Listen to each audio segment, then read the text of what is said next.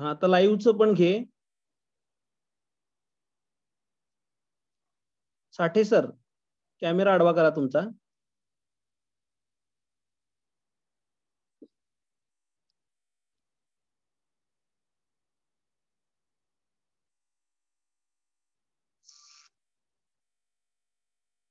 अमोल, लाईव्हचं झालं ना? पटकन सांग मला.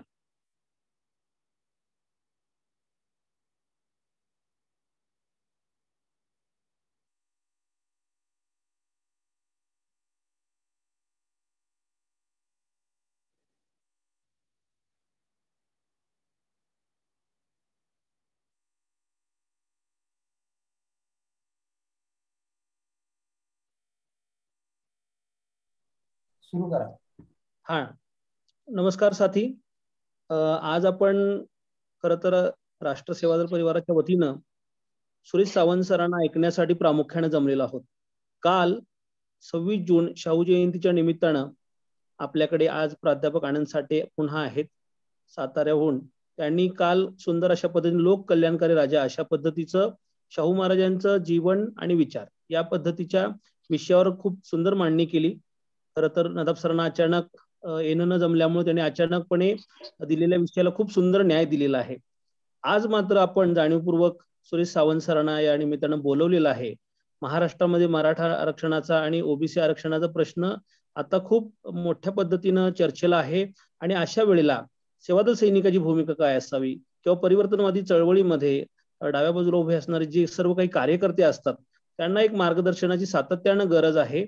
आणि राष्ट्र सेवा दल असा एक मंच आहे ज्याच्याकडून सातत्यानं ती अपेक्षा केली जाते की तुम्ही 80 वर्ष जुने आहात तर तुम्ही या पद्धतीनं सुरू असलेल्या गोष्टीमध्ये सुद्धा तुमचं मत काय आहे हे आम्हाला येत्या काळामध्ये आमची भूमिका ठरवण्यासाठी उपयोगाचं ठरणार आहे. तर अशा सगळ्या वातावरणामध्ये आपण आज या ठिकाणी जमलेलो आहोत आणि आपल्याकडे सुरेश सावंत सर अगदी वेळेत आलेले आहेत. तांत्रिक कारणामुळे थोडा सुरुवातीला उशीर जरी झाला असला तरी आता आपण सुरुवात करत आहोत. मी प्राध्यापक आनंद साठे सरांना विनंती करतोय की त्यांनी सुरेश सावंत सरांची ओळख आणि या कार्यक्रमाचं प्रास्ताविक करावं. आनंद साठे सर. जिंदाबाद साथी. आज 27 जून आपण ठरवल्याप्रमाणे छत्रपती शाहू महाराज यांच्या जयंती निमित्तानं विशेष व्याख्यान जे घोषित केलेलं होतं तो आजचा दिवस.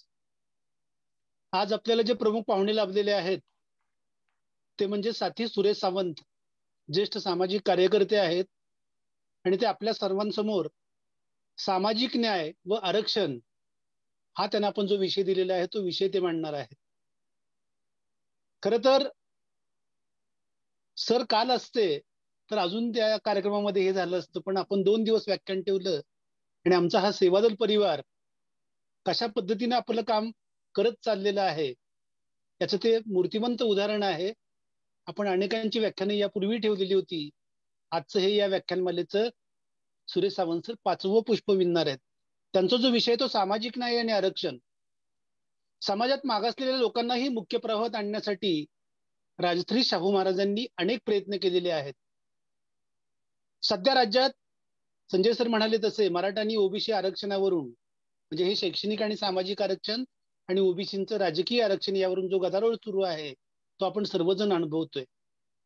परंतु 100 वर्षापूर्वी राजश्री छत्रपती शाहू महाराजांनी मागासलेल्या लोकांना प्रगतीच्या प्रवाहात आणायचं असेल तर त्यांना आरक्षण दिलं पाहिजे ही दूरदृष्टी ठेवून मागास जातीतल्या लोकांना 50% आरक्षण दिलं. त्यासाठी त्यांनी अनेकांचा विरोधही पत्करला, मात्र आपल्या निर्णयावर ते ठाम राहिले. बहुजन समाजातील नागरिकांना त्यांचे हक्क मिळवून देण्यासाठी त्यांनी आपल्या अधिकाराचा पूर्णपणे वापर करत खऱ्या अर्थाने ते लोककल्याणकारी राज्यकर्ते ठरले. त्यामुळेच त्यांच्याकडे आपण सर्वजण आरक्षणाचे जनक म्हणूनच बघतो. याविषयीची सगळी जी मांडणी असेल सामाजिक न्याय आणि आरक्षण हे आजचे प्रमुख वक्ते माननीय सुरेश सावंत सर करणारच आहेत, पण त्यांचा परिचय करून देणं आपणा सर्वांची जबाबदारी आहे. म्हणून ते परिचित आहेतच, पण तरीही आपण त्यांचा परिचय सर्वांच्या माहितीसाठी मी आता करून देतोय. ती जबाबदारी माझ्यावर आलेली आहे. सुरेश सावंत सर हे 14 जानेवारी 1965 रोजी मुंबई येथे त्यांचा जन्म झाला. त्यांचं शिक्षण एम ए झालेलं आहे मराठी या विषयामध्ये. 1984 ते 1989 या काळात त्यांनी शिक्षक म्हणून नोकरी केली आणि 1989 पासून ते पूर्णवेळ कार्यकर्ता, सामाजिक कार्यकर्ता म्हणून ते पूर्णवेळ काम करतायत. सरांनी अनेक चळवळींमध्ये भाग घेतलेला आहे. त्यापैकी आंबेडकरी, तसेच स्त्रिया, कष्टकऱ्यांच्यात काम करणाऱ्या अनेक पुरोगामी संघटना आणि चळवळींमध्ये सरांनी सहभाग घेतलेला आहे. प्रागतिक विद्यार्थी संघ, बौद्ध युवा मंच, स्त्री मुक्ती संघटना, रेशनिंग कृती समिती, अन्न अधिकार अभियान, सम्यक संवाद, संविधान संवर्धन समिती, अशा ज्या विविध चळवळी महाराष्ट्रभर सुरू आहेत, या संपूर्ण चळवळीमध्ये सरांचं योगदान हे अत्यंत मोलाचं आहे. 89 म्हणजे जवळजवळ आज 35 वर्ष सर या क्षेत्रामध्ये कार्यरत आहेत आणि सहभागी असलेल्या चळवळी संबंधी तसेच अन्य सामाजिक, सांस्कृतिक आणि राजकीय विषयासंबंधी सावंत सर लेखनही करतात आणि हे सगळ्या ज्या चळवळी आहेत त्या चळवळीचा विचार जो आहे तो आपल्या व्याख्यानांच्या आणि भाषणांच्या माध्यमातून सुद्धा महाराष्ट्रातील सर्व कार्यकर्त्यांना ते देत असतात.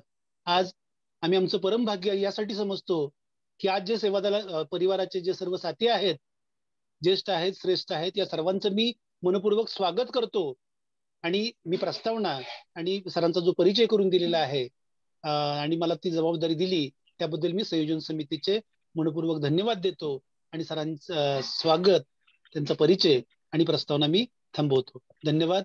जिंदाबाद. धन्यवाद साठी सर.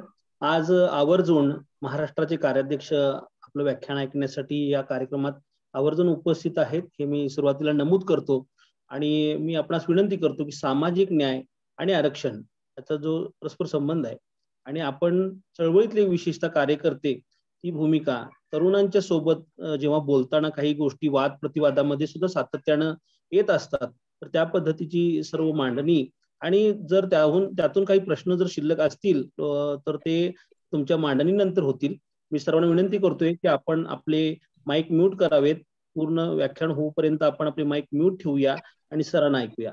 माननीय सुरेश सावंत. धन्यवाद संजयजी. तसंच धन्यवाद साठे सर.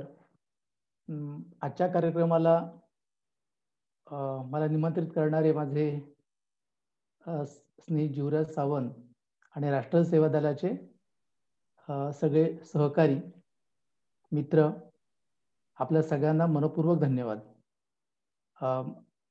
काल खरं मी ऐकायला असायला हवं होतो पण नव्हतो मी, त्यामुळे कालचे संदर्भ मला ठाऊक नाहीत. हा विषय मी आता घेताना माझ्या मनात एक प्रश्न असा आहे की आपण सगळे जाणते कार्यकर्ते आहात आणि मी एक आपल्यातले कार्यकर्ता म्हणून मी तो एक विषय मांडणार आहे आणि मग बाकीच्याने त्याच्यात चर्चा करावी. माझ्यापेक्षा त्यातले आणखी तपशील किंवा वेगळ्या प्रकारचे तपशील अधिक माहिती असणारे लोक इथं असणार आहेत. पण त्याचबरोबर काही नवीन मंडळी पण असू शकतात किंवा त्यांना आरक्षणाचा फार काही तपशील ठाऊक नसलेले लोकही असू शकतात. त्यामुळे काय गृहीत धरून पुढे जावं असा माझ्यासमोर प्रश्न आहे. त्यामुळे मी मध्यम मार्ग त्याच्यातला असा काढतो की काही बाबी त्याच्यातल्या ज्याला प्राथमिक संकल्पने ज्या आहेत त्याही मी एका याच्यात मांडण्याचा प्रयत्न मी करतो आणि मग आपण चर्चेच्या वेळेला अधिक त्याच्याबद्दल बोलू. तेव्हा काही ना कदाचित प्रारंभी प्राथमिक वाटेल की ह्या गोष्टी माहीत आहे तरी आपण बोलतोय, पण अशा ऑनलाईनच्या याच्यात अडचण अशी असते की काही जण नवीनही असतात आणि त्यांना त्याची कल्पना नसते आणि मग त्यांना काही गोष्टी त्याच्यातल्या ते संदर्भ लागत नाही असं होतं. त्यामुळे तो माझ्या समोर प्रश्न असल्यामुळे मी एक मध्यम मार्ग अनुसरतो. मी या विषयाचं पीपीटी माझ्याकडे आहे, तर त्या पीपीटीच्या साह्यानं मी इथं मांडणी करतो. आपल्यातल्या काही मंडळींनी पूर्वी मला याबद्दल ऐकलेलं नक्की असणार आहे, कारण राष्ट्रीय सेवा दलाने सगळ्या सहकाऱ्यांच्या बरोबर आम्ही संविधानातल्या या सगळ्या मूल्यांच्या प्रचार प्रसारात असतो, तर त्यांना कदाचित त्याची पुनरुक्ती होईल, पण त्याला आता काही इलाज नाहीये. तर मी सुरू करतो.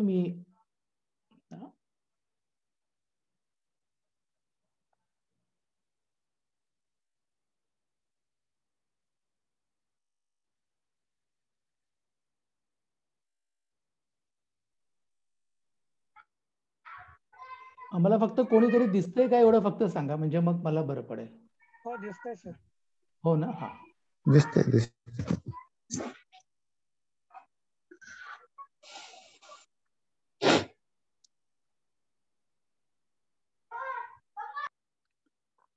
ज्याला आपण सामाजिक न्याय असं जे काय म्हणतो ते आपल्या संविधानाच्या मध्ये जी उद्देशिके जी मूल्य आहेत त्यातलं हे एक मूल्य आहे. आणि त्याचा जो क्रम जो आहे तो आर्थिक आणि राजकीय न्यायाच्या आधीच आहे, म्हणजे त्याला विशेष महत्व आहे. कारण आपल्या उद्देशिकेमध्ये संविधानाच्या प्रत्येक शब्दाचा जो क्रम आहे तो खूप महत्वाचा असतो, कारण त्याच्यावरती दुसरी गोष्ट अवलंबून आहे. तेव्हा सामाजिक न्याय झाल्याशिवाय आर्थिक आणि राजनैतिक न्यायाला पूर्तता प्राप्त होत नाही, आणि म्हणून सामाजिक न्याय हा खूप महत्वाचा आहे. आता ह्या सामाजिक न्यायाची जगामध्येच जी काही सगळी संकल्पना आहे ती अधिक व्यापक आहे. आपण त्या सगळ्यामध्ये आता जाणार नाही आहोत. म्हणजे त्याच्यामध्ये जसं सामाजिक दृष्ट्या ज्यांच्या वाट्याला विषमता आली आहे आणि त्याच्यामुळे दुर्बलता आली आहे असे विभाग आहेत, तसं नैसर्गिक दृष्ट्या किंवा लैंगिक दृष्ट्या असे वेगवेगळ्या प्रकारे ज्यांच्यामध्ये सर्वसामान्यांच्या पेक्षा ज्यांच्यात काही बाबी कमी आहेत त्यांच्याकडे वेगळ्या प्रकारची कदाचित शक्ती असू शकते. पण आणि म्हणून अशा विभागांच्या साठी काही एक वेगळ्या तरतुदी करणं म्हणजे सामाजिक न्याय. म्हणजे समजा आता अपंग व्यक्ती आहे आणि धडधाकट व्यक्ती आहे, तर अपंग व्यक्तीसाठी रॅम्पची व्यवस्था केली जाते. आता अशा ज्याला फिजिकली चॅलेंज असणारी अशी ज्याला आता आपण म्हणजे अशा ज्याला व्यक्तीच्या आहेत की ज्यांना ह्या सर्वसामान्यांच्या प्रमाणे व्यवहार करण्यात अडचणी येतात, त्यांच्यासाठी म्हणून काही वेगळ्या तरतुदी करणं हे सामाजिक न्यायात येतं. म्हणजे सगळ्यांना एकसारखं, पण सगळ्यांना एकसारखं असतानाच ते एकसारखं येण्याच्या साठी म्हणून काही ना जी अडचण येते त्यांना तिथपर्यंत आणण्यासाठीची तरतूद ही एक प्रकारे त्या समानतेच्या व्यवहाराची पूर्व अट असते. आणि म्हणून मग सामाजिक न्यायाच्या साठी म्हणून एकूण या सगळ्या व्यवहाराच्या मध्ये सगळ्यांना संधी असायला पाहिजे, ते सगळ्यांच्या वतीने न्याय व्हायला पाहिजे, त्या न्याय प्रक्रियेत किंवा घेणाऱ्या निर्णय प्रक्रियेत सहभाग पाहिजे त्या सर्व व्यक्तींचा, जे ज्यांच्या वाट्याला सामाजिक न्याय ची तरतूद आलेली आहे किंवा यायला हवी आहे, अशा सगळ्या मंडळींना त्याच्यामध्ये स्वतःविषयी ठरवण्याचाही अधिकार असायला पाहिजे. आणि एकूण जे मानवी अधिकार जे युनोनो जे डिक्लेअर केले किंवा अनेक वेगवेगळ्या प्रकारच्या जाहीरनाम्यांच्याकडनं जे येतात त्याची पूर्तता झाली पाहिजे. ही एक व्यापक सामाजिक न्यायाची कल्पना आहे. आपण त्या सगळ्यामध्ये तपशिलात आपण जाणार नाही आहोत. एकच फक्त त्याच्यात आहे की या सगळ्याच्यासाठी ज्याला पॉझिटिव्ह डिस्क्रिमिनेशन किंवा ज्याला सकारात्मक विषमता किंवा सकारात्मक कृती अफर्मेटिव्ह ऍक्शन, हे काही फक्त भारताचं वैशिष्ट्य नाहीये, हे जगातलंच वैशिष्ट्य आहे. आणि त्याच्यात एक सूत्र जे पक्क धरलेलं आहे, म्हणजे आता जगभर सर्वसाधारणपणे लोककेंद्री ज्याला लोकशाही ही व्यवस्था प्रधान मानलेली आहे. फरक कुठे कुठे वेगळ्या प्रकारचे आहेत, पण माणूस हा मध्यवर्ती मानलेला आहे. आणि या माणसाला कुठलेही भेदभाव न करता त्याला कायद्याचं म्हणजे कायद्याच्या पुढे तो समान असेल आणि कायद्याचं त्याला समान संरक्षण मिळेल. या दोन बाबी जवळजवळ जगात सगळीकडे मान्य असलेले आहेत. अपवाद आहे, त्यांचं तिथे संघर्ष चालू आहे त्या देशातले, ते वेगळं. पण सर्वसाधारणपणे तेव्हा कायद्यानं जर माणसं समान आणि त्याला जर काही समान संरक्षण जर काय असेल, तर ते भोगण्यासाठी काही माणसांना अडचण येते. जसं आपण आता म्हटलं की ज्यांना आपण दिव्यांग म्हणतो, ती दिव्यांग मंडळी आणि सर्वसाधारण लोक, याच्यात तुम्ही दोन लोक या पद्धतीच्या मंडळींना एकाच प्रकारे समान व्यवहार आणि त्यांना समान संरक्षण आपण त्यांच्यासाठी वेगळ्या जर तरतुदी जर नाही केल्या दिव्यांग व्यक्तीसाठी, तर त्याला त्या समान संधीचा, समान व्यवहाराचा, समान संरक्षणाचा लाभच घेता येणार नाही. आणि म्हणून त्यांच्याकरता वेगळं असं एक सकारात्मक विषमता किंवा एक सकारात्मक कृती किंवा काही वेगळा चार करणं त्यांच्यासाठी, आरक्षण असेल, वेगळ्या सवलती असतील, वेगवेगळ्या प्रकारे, अशा प्रकारे त्यांना एक सक्षम करून तिथपर्यंत आणण्यासाठीचे प्रयत्न किंवा इतरांच्या बरोबरीने त्यांना समान व्यवहार असेल करायचा असेल तर त्याच्यासाठी कदाचित कायमस्वरूपाने काही बाबी आपल्याला कराव्या लागतील. हे जगभर गृहीत तत्व आहे, ते फक्त भारतातलं नाही आहे. भारतात त्याच्यामध्ये जो भाग आहे तो आरक्षणाचा आणि इतर सवलतींचा. आता इथे ही तशी प्राथमिक गोष्ट आहे की माणूस जन्माला आला दक्षिण आफ्रिकेत, म्हणजे आफ्रिकेत, आणि तिथून तो हिमयुगात सगळ्या जगभर गेला. आणि मग पुढे हिमयुग संपल्यानंतर तो जिथे होता तिथे तिथल्या पर्यावरणात हजारो वर्ष जो काय तो राहिला. त्यामुळे तो कुठे ठेंगू झाला, उंच झाला, गोरा झाला, पिवळा झाला, कुळ्या केसांचा झाला. म्हणजे माणसं ही वेगवेगळ्या वंशाची नाहीत, माणसाचा वंश एकच. आणि जी कोण आपली मूळ आई आहे ती आफ्रिकेत जन्माला आली. हे आता शास्त्रसंमत ही बाब आहे. म्हणजे याच्यात कुठल्या प्रकारे आता वेगळी त्याच्यातली काही वेगळं त्याच्यातलं मत नाहीये. म्हणजे बाबासाहेब आंबेडकरांनी त्यांच्या विचारांच्या मध्ये ही मांडणी केली आहे की हे सगळे वंश वगैरे प्रकार नाहीये. उदाहरणार्थ जे दक्षिणेकडचा ब्राह्मण आणि उत्तरेकडचा ब्राह्मण या दोघांच्यात वर्णात काही साम्य नाही. एक गोरा तरी काळाच आहे. तेव्हा आपल्याकडची जी काही वर्णाची किंवा जातीची जी रचना आहे, सामाजिक रचना आहे, ती काही वांशिक नाहीये. हे बाबासाहेब जाती निर्मूलन पुस्तकात त्यांच्या जेव्हा हे सांगतात. तसं आत्ता बाबासाहेबांच्या वेळेला नव्हतं, पण आता हे संशोधनांती सिद्ध झाले की वंश नावाची गोष्ट नाही. म्हणजेच जगात काळा गोरा भेद असेल किंवा इतर जे काही भेद असतील, आणि भारतामधला जो वर्णभेद किंवा जातीभेद जो काय आहे तो सामाजिक भेद आहे.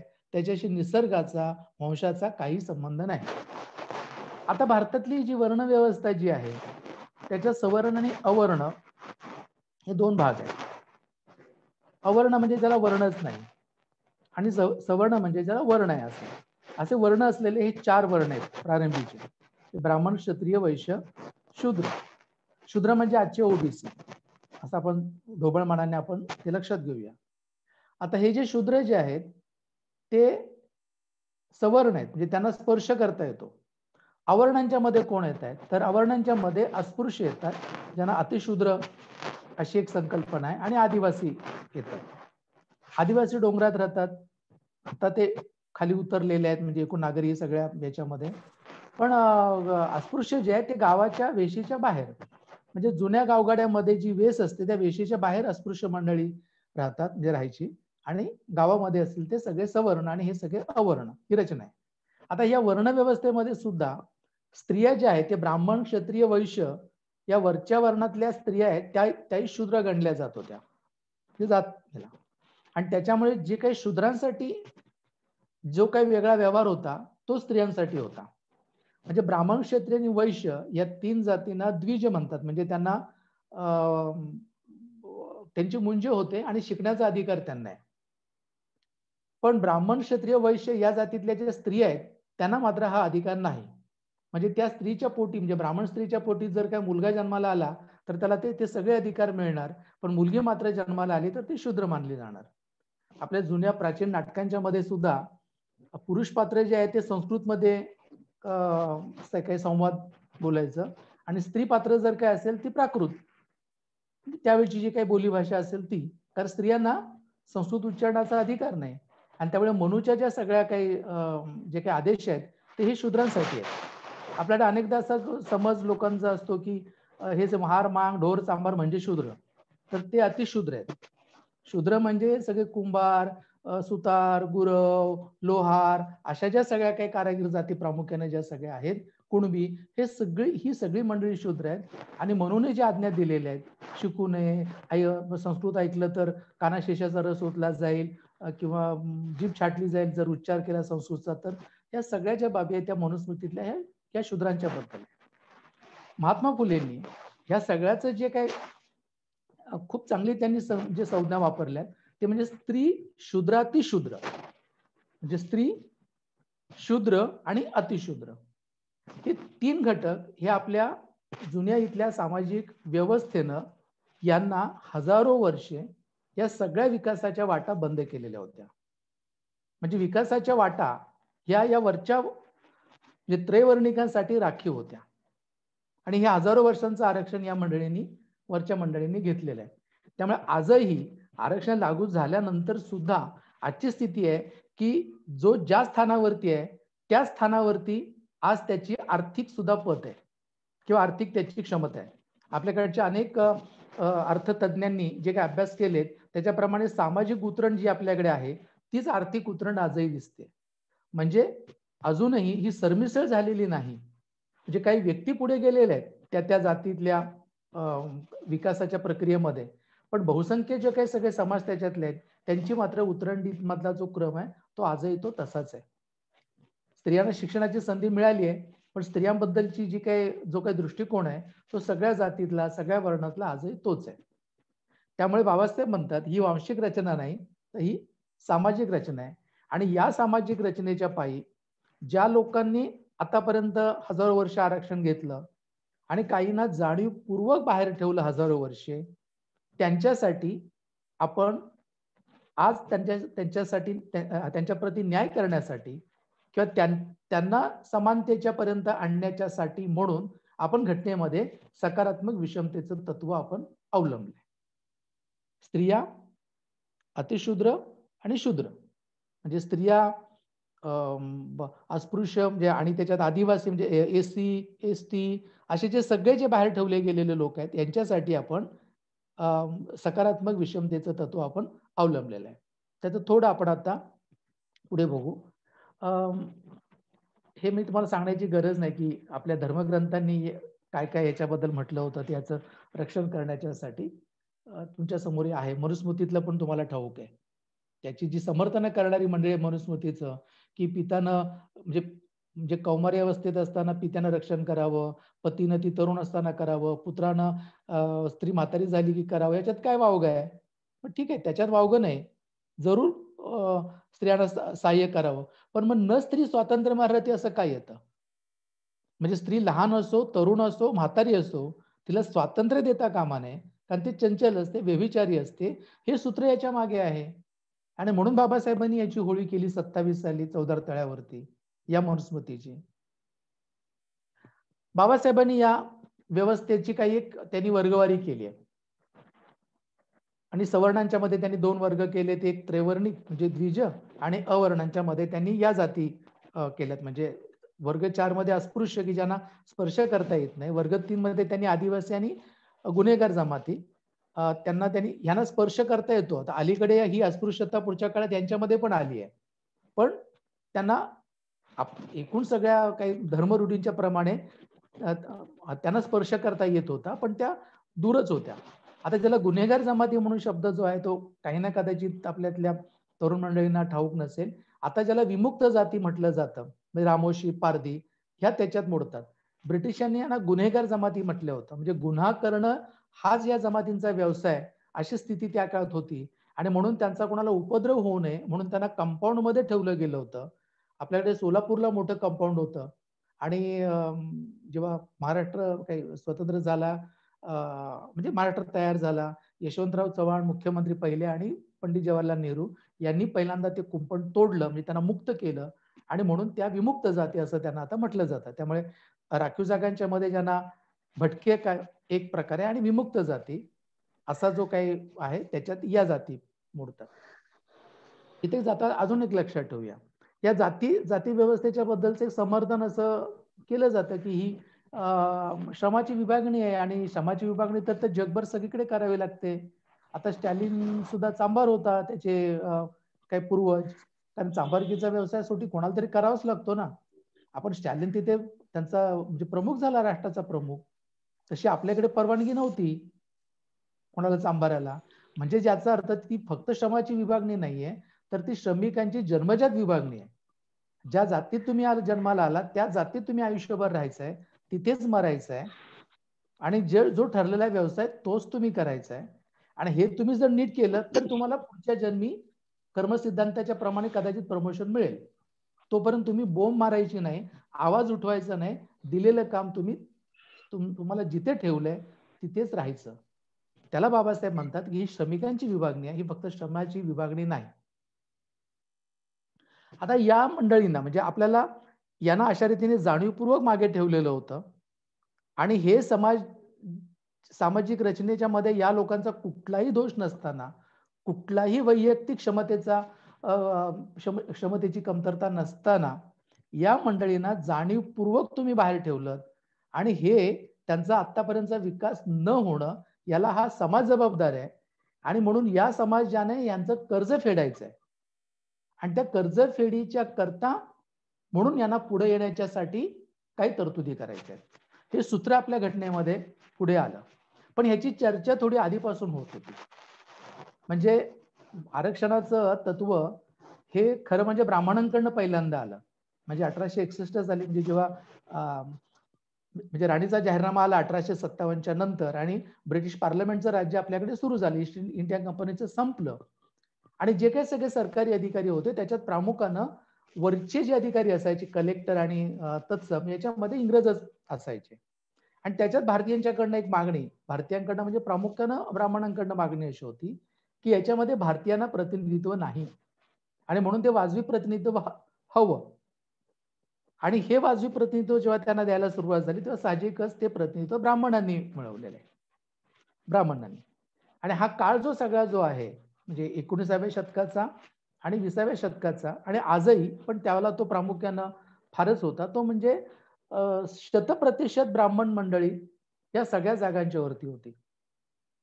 म्हणजे ते ते ते शिक्षण असेल, म्हणजे शिक्षकांचं असेल, कॉलेजमधले प्राध्यापकांचं असेल, म्हणजे विद्यार्थी पण ब्राह्मण, शिक्षक ब्राह्मण, न्यायालयात गेलं तर न्यायाधीश ब्राह्मण, तिथला वकील ब्राह्मण, पकडणारा फौजदार ब्राह्मण, सगळीकडे ब्राह्मण, एके ब्राह्मण. अशा काळामध्ये महात्मा फुले याच्यावरती बोट ठेवतात की हे अयोग्य आहे आणि ते तिथे एक तत्व तिथे ते म्हणजे स्थापित करतात. ते असं, ते त्यांच्या अखंडतेका म्हणतात की मानव सारिखे निर्मिके निर्मिले, कमी नाही केले कोणी येत. ते निर्मिक नावाची एक ती संकल्पना मानतात. प्रत्यक्ष देव अमुक अमुक हा देव असं मानत नाहीत ते, पण एक निर्मिक ते मानतायत. या निर्मिकानं माणसांना निर्माण केलं, पण त्यांनी कुणाला कमी नाही केलं. म्हणजे कमी नाही केले कोणी एका, त्यांना दर्जामध्ये कुणाला त्यांनी हा कमी दर्जाचा आणि तो मोठा असं नाही केलं. हा, ते म्हणतात की बुद्धी कमी जास्त प्रत्येकाला आहे, म्हणजे कमी जास्ती बुद्धी मानवा ओपिली, कोणा नाही दिली पिढी जादा. मात्र म्हणजे एखाद्या घराण्यामध्ये कायम सगळे हुशारच निपजणार आणि एखाद्या ठिकाणी फार बुद्धी नसलेलेच लोक असणार असं नाहीये. ती पिढी जादा नाहीये. व्यक्तिंच्या मधल्या बुद्धीत फरक असेल. म्हणजेच अमुक जाती बुद्धिमानच आणि काही जाती ह्या मंदबुद्धीच्याच किंवा कमी बुद्धीच्या असं असू शकत नाही, हे त्यांनी स्थापित केलं. आणि ते त्याच्यामुळे त्याला उपाय काय सांगतायत, त्याचा उपाय ते असं सांगतायत की जात जातीच्या संख्या प्रमाण कामे नेमाती, खरी ही न्यायाची रीती. खरी न्यायाची रीती काय, तर एक ब्राह्मणांचं सगळीकडे असलेलं वर्चस्व जर संपायचं असेल तर जाती जातीच्या संख्याप्रमाणे काम द्या. म्हणजे आरक्षणाचं ते इथं सुतवाच करतायत, सूत्र मांडतायत आणि त्याचं कारणही ते मांडतायत. आणि पुढे जाऊन ते एका शिक्षणाचा ते एक मंत्र सांगतायत की नेमा गुरु अन्य जातीचे, म्हणजे ब्राह्मण सोडून, नमुने सात्विक ज्ञानाचे, निवळ माळ्या कुणब्याचे, दुसरे महारमांगांचे. आता इथं ते महत्वाचं काय सांगतायत की ज्ञान म्हणजे पाठांतर नव्हे, तर ज्ञान म्हणजे अनुभवातनं जे काही सार येतं, जे सूत्र येतं ते. आणि हा अनुभव कशात येतो, तो कामात नाही येतो. म्हणजे कुंभाराचा अनुभव हा मडकी जो तो घडवतो त्याच्यातनं ज्ञान तयार होतं ना, कौशल्य तयार होतं. मग तो जर शिक्षक झाला तर ते तो कौशल्य विद्यार्थ्यांना देईल, सुतारकीचं कौशल्य देईल, असं प्रत्येक जण आपापलं कौशल्य देईल. जे कुठल्याही प्रकारे या रीतीची कामच करत नाहीत, अशा रीतीची अनुभवच ज्यांच्याकडे नसतात, ती मंडळी ज्ञान काय देणार. आणि त्यामुळे सात्विक ज्ञान जर खरं जर यायचं असेल म्हणजे याचं, तर ही सगळी मंडळी ज्ञान देण्याच्या क्षेत्रात आली पाहिजेत, असं इथे महात्मा फुले सांगतात. आता महात्मा फुले हे फक्त मांडतायत, महात्मा फुले काय राजे नाहीत, ते काय याची अंमलबजावणी करू शकत नाही. आणि म्हणून त्यांच्या विचार परंपरेतले राजे शाहू महाराज यांनी आपल्या संस्थानात त्याची राबवणूक केली. आता त्यांनी 26 जुलै 1902 आरक्षण आणलं, पण खरं एक उल्लेख असा मिळतो की 1895 साली म्हैसूरच्या राजानं ब्राह्मणेतरांना आरक्षण दिलं होतं. ह्या दक्षिणेकडच्या राज्यांच्या मध्ये इंग्रजांच्या काळातच आणि 20व्या शतकाच्या प्रारंभापासून खूप ब्राह्मणेतरांचा आवाज उठत होता आणि त्यामुळे तिकडच्या संस्थानिकांना सुद्धा त्याची दखल घ्यावी लागत होती की काहीतरी त्याला उपाय करावे लागत होते. त्या पद्धतीने म्हैसूर प्रांतामध्ये 1895 एक आरक्षण ब्राह्मण सोडून इतरांना दिलं गेलं. त्याचा तपशील माझ्याकडे खूप मी शोधला पण काही मला मिळाला नाही. शाहू महाराजांचा सगळा तपशील आपल्याकडे आहे. आता शाहू महाराजांच्या काळात सुद्धा बघा, म्हणजे आता महात्मा फुलेंच्या नंतर म्हणजे बाबासाहेब आंबेडकर आणि महात्मा फुले यांच्या मध्यवर्ती शिवाजी हे आपले शाहू महाराज आहेत. आणि तरी म्हणजे हे 19व्या शतकात आहेत महात्मा फुले, त्यांचा सगळा. आणि 20व्या शतकाच्या प्रारंभी सुद्धा काय स्थिती होती बघा त्याच्यात, म्हणजे 19व्या शतकाच्या अखेरीला आणि 20व्या शतकाच्या प्रारंभी राजाराम कॉलेजमध्ये 79 विद्यार्थी, त्याच्यात फक्त 6 जणच ब्राह्मण नसलेले असा. आणि त्यामुळे शाहू महाराज भले राजे असतील म्हणजे ब्राह्मण येतात, पण बाकीच्या सगळ्या क्षेत्रांच्या मध्ये सगळीकडे ब्राह्मणांचाच वरचष्मा प्रामुख्याने होता. आणि मग याला उपाय काय? आणि मग त्यांनी ते पुढे आरक्षण आणलं, 50% आरक्षण कोल्हापूर संस्थानात त्यांनी आणलं आणि पुढे ते नंतर त्यांनी ते वाढवलेलं आहे.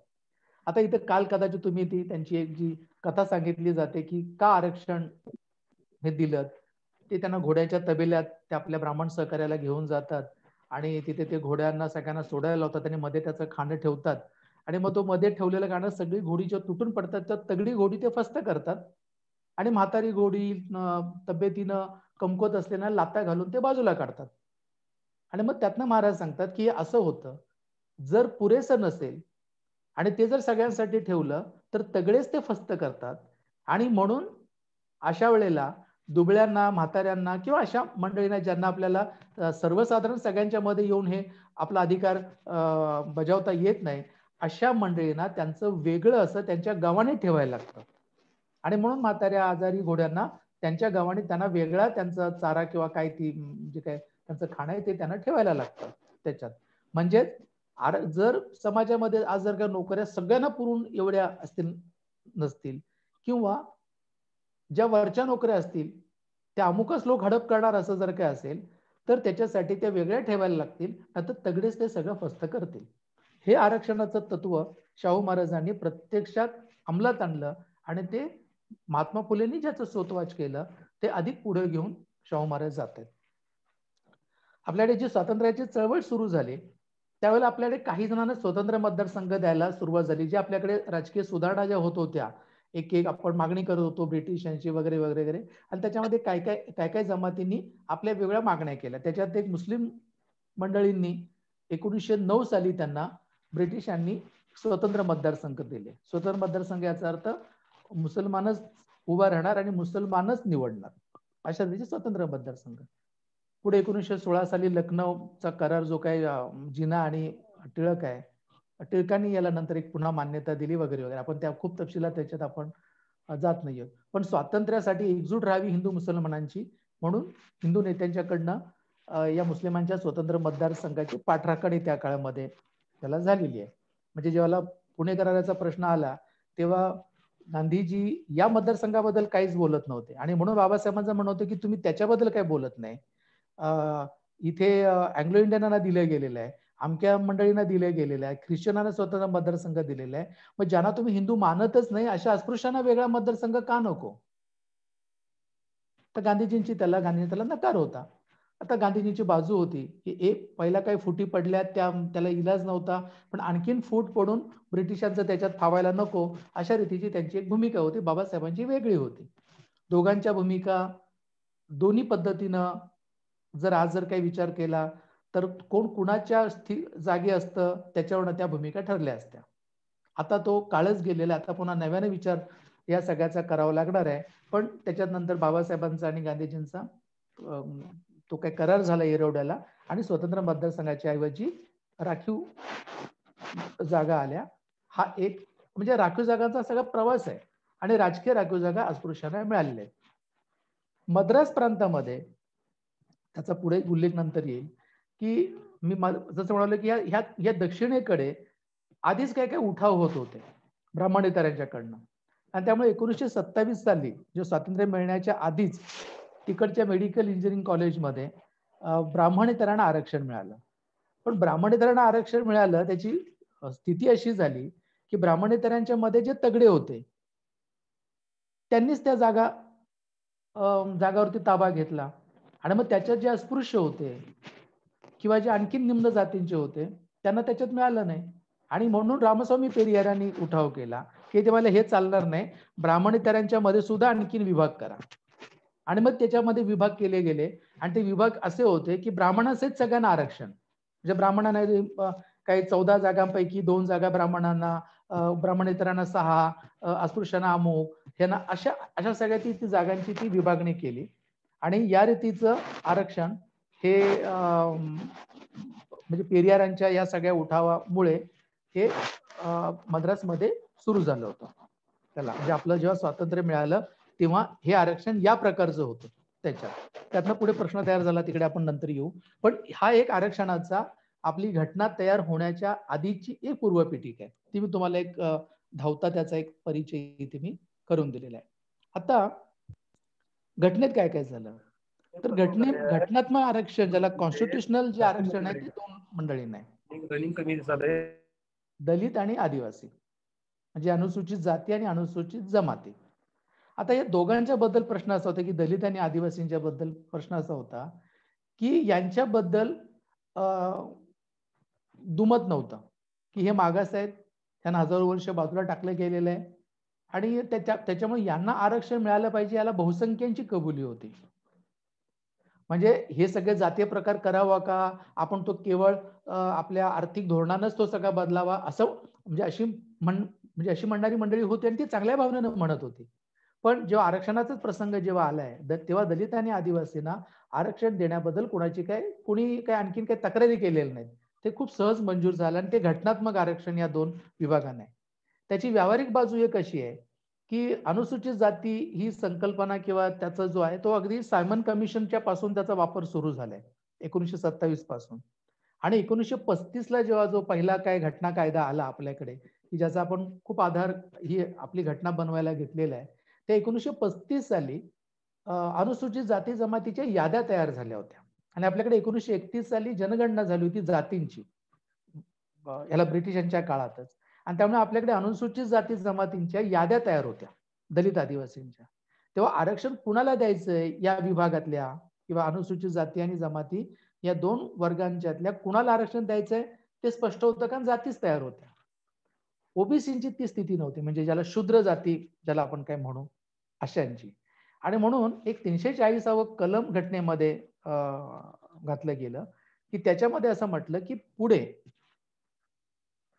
एक आयोग नेमला जावा आणि त्या आयोगानं अनुसूचित जाती जमातीच्या प्रमाणे सामाजिक आणि शैक्षणिक मागासलेपण ज्यांच्या वाट्याला आलेला आहे अशा जाती शोधाव्यात आणि अशांच्यासाठी काय उपाययोजना करता येतील त्या सुचवाव्यात, असा आयोग नेमण्याची तरतूद घटनेमध्ये केली गेली 340व्या कलमात. त्याप्रमाणे पहिला आयोग जो नेमला गेला तो 1953 साली काका कालेलकर आयोग जो आहे तो. कालेलकरांनी 55 सालीच आपला रिपोर्ट दिला, अहवाल दिला, पण त्याची अंमलबजावणी झाली नाही. त्याची जाहीर कारणं अशी आहेत की त्यांनी जे काही निकष लावले ठरवण्याचे ते वस्तुनिष्ठ नव्हते असा त्याच्यावरती एक आक्षेप घेतला गेला. अजून काय काय पण आपल्या नेत्यांची मंडळी म्हणजे अगदी नेहरू असतील, पटेल असतील, जी तमाम सगळी मंडळी जी असतील आणि ज्यांची काय जी मंडळी तशी राष्ट्रीय भावना असलेली मंडळी आहेत, मी ती काय या जातींच्या विरोधातली नाही आहेत किंवा त्यांच्यावरती कोणीतरी ब्राह्मण्याचा आरोप करण्याचाही काही प्रश्न नाही, म्हणजे तो केला तर तो साफ चुकीचा होऊ शकेल. या आपल्या नेत्यांना देश उभा करायचा होता, पण त्यांची भावना तेव्हा अशी होती की आपण दलित आदिवासींना राखीव जागा दिल्यात, त्याच्यावरती कुणाचं काही दुमत नव्हतं, ते एकदम बरोबर आहे. पण याच्यात आणखीन जर आपण काही प्रकार सुरू केले तर त्याच्यातनं जातीय कलह आणखीन वाढायला सुरुवात होईल. आपण धार्मिक कलहाचा अनुभव घेतलेला आहे, तो अजूनही संपलेला नाही. आणि हे जातींचे कलह जर काही होतील तर देश एक करायचा जो काही पुढे आपल्याला त्याला अडचणी तयार होतील. आणि म्हणून ज्या कोणाचा असा विकास झालेला नाही, म्हणजे अजून ज्या काही जाती अशा कमकुवत मानल्या जात आहेत, त्यांचा विकास आपण एकूण जी आर्थिक धोरणं घेऊ, भौतिक धोरणं जी घेऊ, त्याच्या साहाय्यानं आपण हे सगळं आपण सुधारू शकतोय आणि सगळ्यांचा विकास आपण करू शकतो. तेव्हा आणखीन या सगळ्या याच्यात आरक्षणाच्या आणखीन विभागणी जाता कामा नये अशी भावना या मंडळींच्या मध्ये होती, असं एक त्याच्याबद्दलचं बोललं जातं. आणि मला त्याच्यामध्ये ते रास्त वाटते की हो, ज्याचं वाचत गेलो तेव्हा साधारणतः ही भावना आपल्या लोकांची होती. तर काका कालेलकर आयोग कुठल्या मुद्द्याच्यावरती फेटाळला गेला, त्याला फारसा अर्थ नाही, भावना ही होती. 78 साली मंडल कमिशन नेमले गेलं जनता पार्टीच्या काळामध्ये. बिंदेश्वरी प्रसाद मंडल हे बिहारचे माजी मुख्यमंत्री, त्यांच्या अध्यक्षतेखाली मंडल आयोगानं आधार घेतला 1931चा जनगणनेचा, आणि त्यावेळी त्यांनी काही अनुमान काढले आणि त्या अनुमानाच्या प्रमाणे त्यांच्या हिशोबानं 52% ओबीसी होत होते. पण 50% मर्यादेची चर्चा ही त्याच काळात होती आणि त्याच्यामुळे दलित आदिवासींना राखीव जागा दिल्याच्या नंतर ज्या जागा शिल्लक राहतात त्या 27% राहतात आणि म्हणून 27% ती शिफारस होती. ती नोकरी आणि शिक्षणामध्ये, राजकीय आरक्षणाच्या मध्ये ते नव्हतं.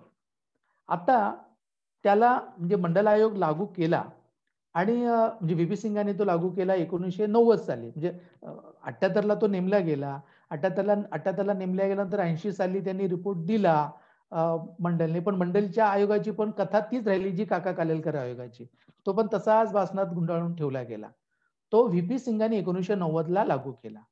अर्थात त्यावेळची राजकीय पार्श्वभूमी, देवीलालने उठाव केला होता आणि त्यांची मोठी रॅली होणार होती दिल्लीमध्ये आणि त्या सगळ्या पार्श्वभूमीवरती तो लागू झाला. तर त्याची कारणांच्या मध्ये आपण नको जाऊया, त्याला आणखी राजकीय त्याच्यातले आणखीन वेगवेगळी त्यातली मतं असू शकतात. पण व्ही पी सिंगांच्या काळात तो आला आणि प्रचंड आंदोलन सुरू झाली. म्हणजे हा तुम्हाला गोसावी नावाचे विद्यार्थी आठवत असेल, जुने म्हणजे जे आता 50च्या पुढचे असतील, आणि त्यांना की त्याने जाळून घेतलं. तो वाचला, म्हणजे त्याला वाचवला गेला, पण जाळून घेतलं. इतकी ती उच्चवर्णीयांच्या मधनं, म्हणजे वरचे जे त्रैवर्णिक आपण ज्याला म्हणू, बनिया, क्षत्रिय जाती आणि ब्राह्मण, याच्यातून तीव्र विरोध झाला.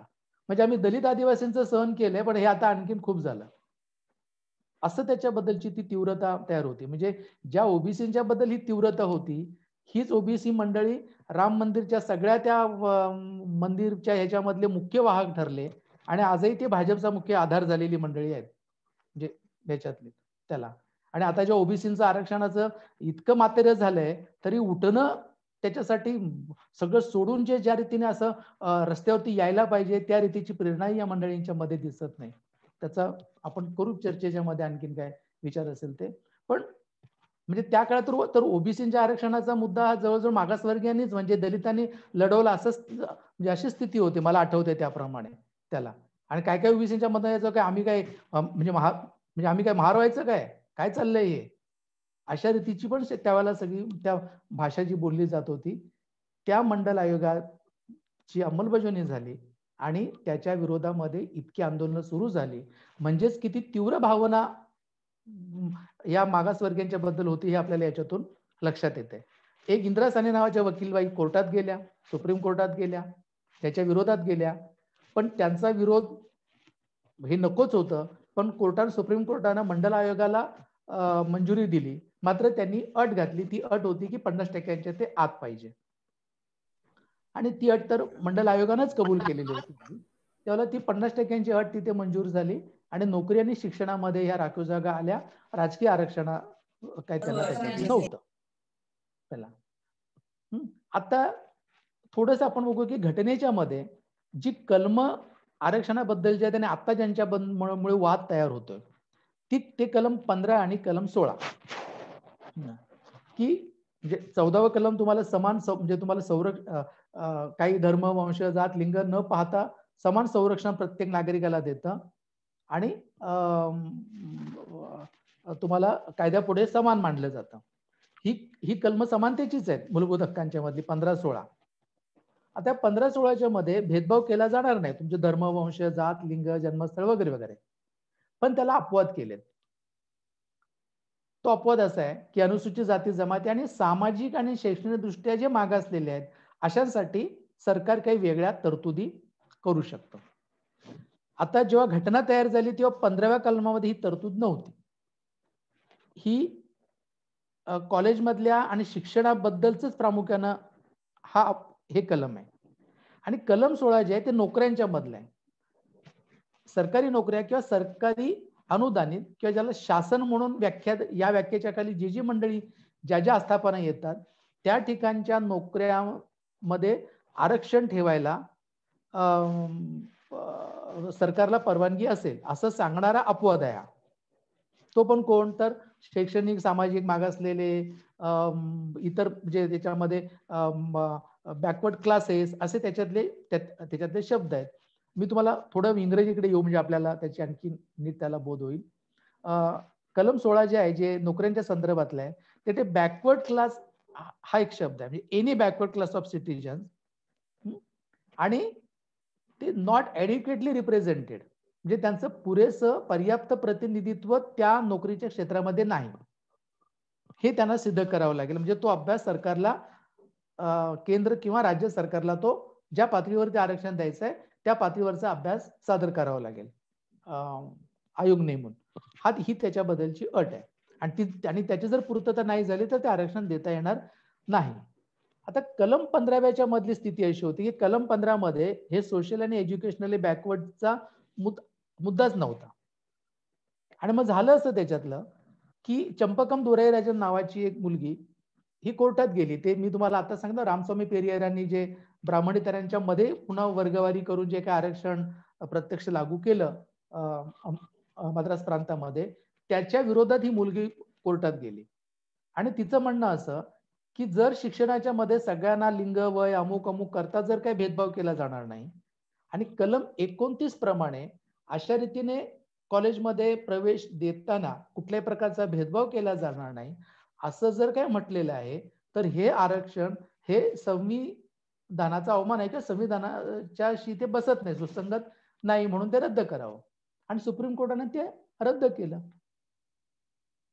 कधी केलं त्याला?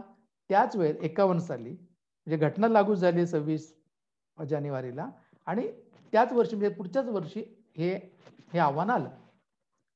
मग घटनाकार, काय शिल्पकार बाबासाहेब आंबेडकर, नेहरू, ही सगळी म्हणजे एकदम ही झाली की असा काय प्रकार झालाय.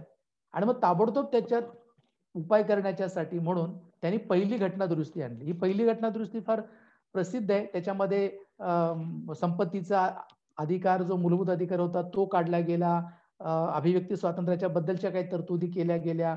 अशा सगळ्या तरतुदींची ही पहिली जी घटना दुरुस्ती आहे ती प्रसिद्ध आहे. तर या पहिल्या घटना दुरुस्तीच्या मध्ये त्यांनी काय केलं की कलम 16 मध्ये जो अपवाद केला होता तो 15 मध्ये त्यांनी अपवाद केला गेला, आणि सोशल आणि एज्युकेशनली बॅकवर्ड क्लासेस साठी सरकार तरतुदी करू शकेल अशा रीतीची ती केली गेली. आणि म्हणून मग राखीव जागांची, शिक्षणामधल्या राखीव जागा या घटनात्मक त्याला आधार तयार झाला या पहिल्या दुरुस्तीच्यामुळे. हे सगळं आता मराठा, पटेल सगळ्या आरक्षणाच्या वेळेला हाच मुद्दा येतोय. आता सुद्धा जेव्हा सगळे मुद्दा जेव्हा येतोय आताच्या ओबीसी आरक्षणाचे जे काही काढून टाकलं तेव्हा सुद्धा हेच येतो की ॲडिक्वेटली रिप्रेझेंटेशन आणि अमुक अमुक ह्याचा तुम्ही अभ्यास दिलात का, आणि तो जर नसेल तर तो होणार नाही. पदोन्नतीच्या बद्दल पण तीच सगळी कथा. त्यामुळे 15 आणि 16 या दोन याच्यामध्ये हे सगळं आताचं सगळं जे चाललेलं तो वादांचा भाग आहे तो त्याच्यात सुरू आहे. आता याच्यामध्ये आत्ता केंद्रामध्ये जे काही सगळं आरक्षण आहे केंद्र सरकारचं, म्हणजे देश पातळीवरचं, ते लोकसंख्येच्या आधारावरती आहे. वास्तविक आत्ताच्या गणनेच्या प्रमाणे लोकसंख्या ही आता वाढलेली आहे, पण तरी आपल्याकडे आत्ता म्हणजे मूळ तत्व जे लोकसंख्येच्या प्रमाणे जे होतं ते अनुसूचित जातींना 15% राखीव जागा आहेत, आदिवासींना 7.5%, आणि 7.5 आणि 15% याची बेरीज केल्याच्या नंतर 50% आत राहण्यासाठी जे काही हातात आकडा येतो तो 27%, म्हणून तो ओबीसीना, म्हणजे भले 52% ओबीसीची संख्या असली, ती त्याची नोंद नाहीये, जरी ती असली तरी 27%च आरक्षण मिळणार, कारण ते 50%च्या आत पाहिजे. आता आपल्याकडे प्रश्न येतो की 50% भानगड काय आहे? ही काय घटनेत लिहिली आहे का 50%च्या आत आरक्षण? तर ते घटनेत लिहिलेलं नाही. मग कुठे लिहिलंय? तर ते बाबासाहेबांचं भाषण आहे, त्याचा हा इंग्रजी तर्जुमा आहे, त्याचा खाली संदर्भ पण दिलाय त्या याच्यातला कॉन्स्टिट्यूट असेंब्लीच्या मधल्या भाषणाचा, आणि त्याचं हे मराठी त्याचा अनुवाद आहे. आता त्यांचं काय म्हणणं आहे बाबासाहेबांचं म्हणणं असं आहे की समानतेचं तत्व जे आहे, म्हणजे संधीची समानता, तर संधीची समानता तुम्ही हे वाटल्यास तुम्ही नंतरही वाचा, मी हे नंतर मग जीवराजकडे वगैरे मी हे शेअर करेन मी पीपीटी, मग तुम्ही सगळ्यांना जीवराज पाठवू शकेल. पण तरी तुम्ही आता याच्यामध्ये तेवढं बघून तुम्ही घ्या की समजा ह्या नोकऱ्या जर दिल्या, आरक्षित केल्या, आणि समजा एखाद्या समाजासाठी अगर लोकसमूहासाठी त्याचं 70% सरकारी नोकऱ्या आरक्षित ठेवल्या आणि केवळ 30% खुल्या स्पर्धेसाठी ठेवल्या, तर संधीची समानता हे तत्व आणण्याच्या दृष्टीने तसे करणं योग्य होणार नाही. आणि म्हणून राखीव जागांची संख्या उपलब्ध जागांमध्ये अल्पसंख्या असावी. कंसातला 50% आकडा बाबासाहेबांचा नाही, तो मी टाकलाय त्याला. म्हणजे अल्पसंख्या असावी, तरच संधीची समानता या तत्वाला संविधानात स्थान देणं आणि त्या तत्वाची परिणामकारक अंमलबजावणी करणे शक्य होईल. बाबासाहेबांचं असंच मत आहे की खुला जो वर्ग जो आहे तो जास्त असायला पाहिजे आणि राखीव जागा हा कमी असायला पाहिजे, आणि तो काही काळासाठी आहे, म्हणजे जोपर्यंत हे सगळे भेदभाव केले जात आहेत तोपर्यंत आहे. आता ती 10 वर्षांची मुदत आहे ती राजकीय आरक्षणाला, शिक्षण आणि नोकऱ्यांच्या मधल्याला 10 हे नाही. जेव्हा हे सगळे भेदाभेद नष्ट होतील आणि ते लवकरात लवकर व्हावेत आणि मग सगळ्यांनाच समान संधीचं तत्व खुल्या स्पर्धेचं लागू होईल. पण तोपर्यंत आपल्याला हा फरक करावा लागेल, पण तो 50%च्या आत पाहिजे, अल्प पाहिजे, नाहीतर संधीच्या समानतेच्या तत्वाला त्याच्यातनं बाधा पोहोचते, असं बाबासाहेबांचं भाषण आहे. सुप्रीम कोर्टानं याचा आधार घेतला आणि ते असं म्हणले की घटनेत काय आहे हे बघताना घटनाकारांच्या मनात काय आहे आणि त्यांनी संविधान सभेत याच्याबद्दल काय म्हटलं होतं हेही तेवढंच महत्वाचं आहे.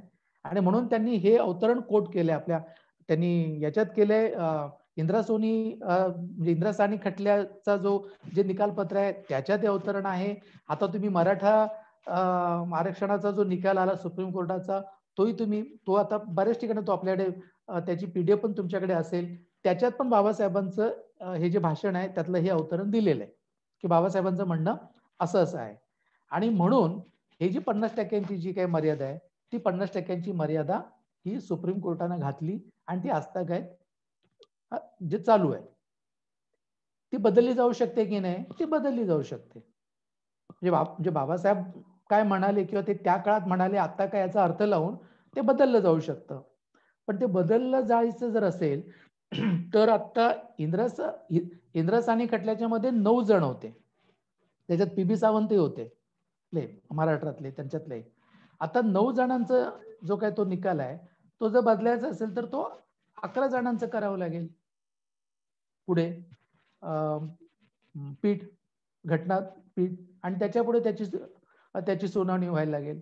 पण अडचण दुसरी परत त्याच्यात येते, त्याची कदाचित पुढे आपण चर्चा करू सुद्धा जर वेळ मिळाला तर, की केशवानंद भारती हा 1973 सालचा जो काही खटला होता त्या खटल्याच्या मध्ये मूलभूत ढाचा, बेसिक स्ट्रक्चर नावाची एक कल्पना त्यावेळेला पुढे आली की तुम्ही घटना बदलू शकता, म्हणजे संसदेला घटना बदलण्याचा अधिकार आहे, घटनेप्रमाणे अधिकार आहे, पण ती मूलभूत रचनेला हात लावू शकत नाही. मग मूलभूत रचना म्हणजे काय, तर मग लोकशाही, सेक्युलरिझम, अमुक अशा त्याच्यातल्या काही बाबी त्यात आल्यात, पण सगळीच व्याख्या त्याच्यात केली गेली नाही. आणि 50%ची मर्यादा, खुली स्पर्धा ही मोठी राहायला पाहिजे, हा बेसिक स्ट्रक्चरचा भाग सुप्रीम कोर्टामधल्या तरी बोलण्यामध्ये तो मानला गेलाय. त्याला चॅलेंज होऊ शकतं की नाही, होऊ शकतं. पण मग जर बेसिक स्ट्रक्चर म्हणून जर का सुप्रीम कोर्टानं नकारच दिला ते बदलण्याचा, तर केशवानंद भारती 13 जणांचं घटनात्मक पीठ होतं, म्हणजे आता 15 न्यायमूर्तींचं पीठ बनवावं लागेल आणि तिथे त्याचा म्हणजे फेरविचार व्हावा लागेल. आणि तो जर फेरविचार करायचा झाला तर तो 50% का, तो मग सगळ्या सेक्युलरिझम पासून सगळ्याचाच विचार वेगळा होऊ शकतो आणि कधीच मोदींना हवं ते होऊ शकतं.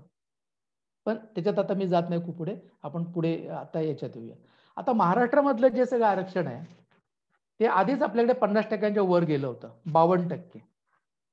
गोवारींचं वगैरे आरक्षण धरून आपल्याकडे जे आता ह्या अ ब कड वगैरे आहेत ही सगळी हे सगळ्याच्या सगळं खरं म्हणजे ओबीसीच्या मध्ये आहे, नंतर त्याचे वर्ग केले गेले.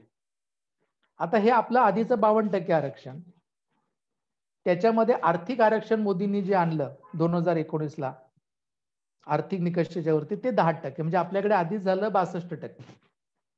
त्याच्यात मराठ्यांचं आरक्षण 12 आणि 13%, जे कोर्टानं परवानगी जी दिली ते त्याच्यात आल्यानंतर ते झालं 74-75%, 55% झाले ते बदला, म्हणजे 75%. आता एवढं आरक्षण झाल्याच्या नंतर त्याला कोर्टाने आक्षेप घेतलाय की हे आरक्षण एवढं पुढे जाऊ शकत नाही. आता इथे दुसरा एक मुद्दा आपण बघू की मग देशात कुठंच पुढे गेले नाहीये का 50% आरक्षण? तर खूप ठिकाणी गेलंय. म्हणजे तामिळनाडूचं तर गेलेच आहे, पण तामिळनाडूचं त्यांची सगळी जुनी परंपरा, अमुक तमुक असं सगळं, आणि पण तरी ते अजून कोर्टात त्याची सुनावणी चालू आहे की त्यांच्या आरक्षणाचं काय. पण त्यांच्याकडे ते मग जातींची संख्या सांगतात, आमच्याकडे इतके मागासवर्ग वगैरे, असं ते तामिळनाडूचं चाललंय. पण तामिळनाडूची अंमलबजावणी सुरू आहे त्यांच्या आरक्षणाची, जे 50% वरती आहे, पण ते सुद्धा न्यायप्रविष्ट आहे. आता काही ठिकाणी 80% आरक्षण, आता अरुणाचलमध्ये तर 80% आरक्षण आहे, कारण तिथे आदिवासीच बहुसंख्य आहेत. पण जिथे आदिवासीच 80-90% आहेत, अशा ठिकाणी त्यांच्या लोकसंख्येप्रमाणे आरक्षण देताना ते 50% कसं ठेवणार? आणि म्हणून तिथे कोर्टाने ते अपवाद ठेवलेले आहेत की ते 50%च्या वरती असले आणि त्यांची संख्या मात्र एवढी असली, किंवा असे सामाजिक आणि शैक्षणिक मागासलेले विभाग की जे दूर, अगदी ज्याच्यात मुख्य प्रवाहाच्या पासून दूर राहतात, म्हणजे फार फ्लंग एरिया, रिमोट, अशा एरियामध्ये जे राहणारे आहेत, मुख्य प्रवाहापासून जे तुटलेले आहेत, अशांसाठी तुम्ही 50%च्या वरती जाऊ शकता. आपल्याकडे महाराष्ट्रामध्ये हायकोर्टानं जो मराठा आरक्षणाच्या बाजूने निकाल दिला गायकवाड आयोगाच्या अभ्यासाच्या आधारावरती, त्याच्यात गायकवाड आयोगाने हेच म्हटले की मराठा समाज हा फार फ्लंग आणि अमुक अमुक आणि त्याला तो मिळावं. कोर्टाने, सुप्रीम कोर्टाने जो पहिल्यांदा 3 न्यायाधीशांनी जेव्हा त्याला स्थगिती दिली, तेव्हा त्यांनी म्हटलं की मराठा समाज हा अशा दुर्गम क्षेत्रात, तो मुख्य प्रवाहापासून दूर, असं काही दिसत नाही त्याच्यातला. तेव्हा 50% ओलांडणं हे याच्यात मुळातच याला दिसत नाही. आणि सामाजिक शैक्षणिक मागासले पण जे काही त्याचं आहे, हे सुद्धा गायकवाड आयोगातनं सिद्ध होत नाहीये. त्यामुळे हे दर्शनीच हे घटनाबाह्य आम्हाला दिसते, आणि म्हणून त्यांनी त्याला स्थगिती दिली आणि सांगितलं की तुम्ही वरच्या पीठात जा, म्हणजे घटनापीठाकडे याचं जा. आणि पुढे घटनापीठानं 5 जणांच्या सुप्रीम कोर्टानं ते पूर्णपणानं आरक्षण ते रद्द केलं, आणि त्यांनी गायकवाड आयोगाचे त्यांनी सगळी आकडेवारी घेतली त्यांनी, आणि त्यांनी तिथे टाकून दिलं की हे म्हणणं बरोबर नाहीये. IAS ऑफिसर अमुक अमुक याच्यामध्ये सनदी अधिकाऱ्यांच्या मध्ये इतके मराठा आहेत, म्हणजे त्यांचं पुरेसं प्रतिनिधित्व तिथे आहे. त्याच्यामुळे इनएडिक्वेट रिप्रेझेंटेशन हा मुद्दा तिथे म्हणजे गैरलागू ठरतो. तुमचे 18 पैकी काय 13 मुख्यमंत्री होऊन गेले, अमुक झाले, असलं सगळं ते कोर्टानं गायकवाड आयोगामधल्याच आकडेवारीचा त्यांनी दुसरा अर्थ लावून त्यांनी ते केलं. तर तुम्ही ते निकालपत्र पाहिलं तर तुम्हाला त्याच्यामध्ये कळेल. तर ते 50%च्या वरती आहे म्हणून, आणि शैक्षणिक आणि सामाजिकदृष्ट्या मागासले पण हे सिद्ध होत नाही म्हणून, आणि पर्याप्त त्यांचं जे काही प्रतिनिधित्व आहे ते नाही, हे सिद्ध होत नाही, आणि म्हणून मराठा आरक्षण त्यांनी उडवून टाकलं.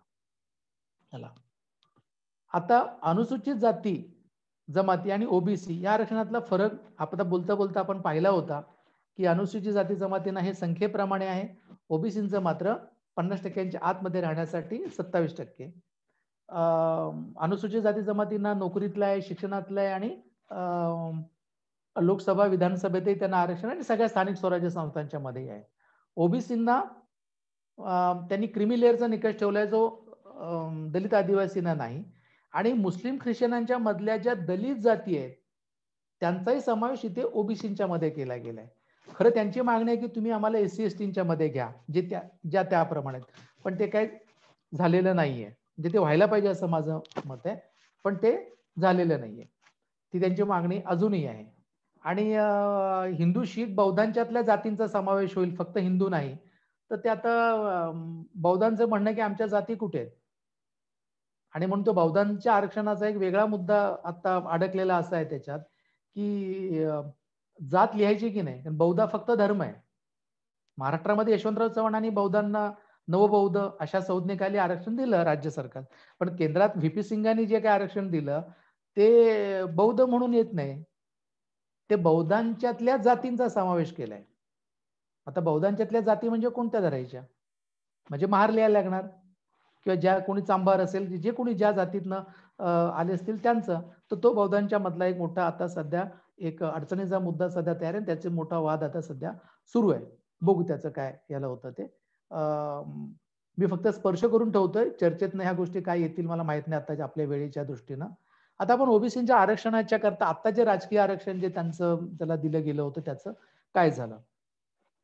तर आपल्याकडे 93 साली त्या सगळ्या इंद्रासानी खटल्यातनं वगैरे वगैरे सगळं मुक्त झाल्यानंतर 93 साली आपल्याकडे ओबीसीचं आरक्षण लागू झालं केंद्रीय पातळीवरती. अर्थात राजकीय नाही ते, म्हणजे लोकसभा विधानसभेत नाही, पण स्थानिक स्वराज्य संस्थांच्या मध्ये राज्य निर्णय घेऊ शकतात त्यांना आरक्षण देण्याचा.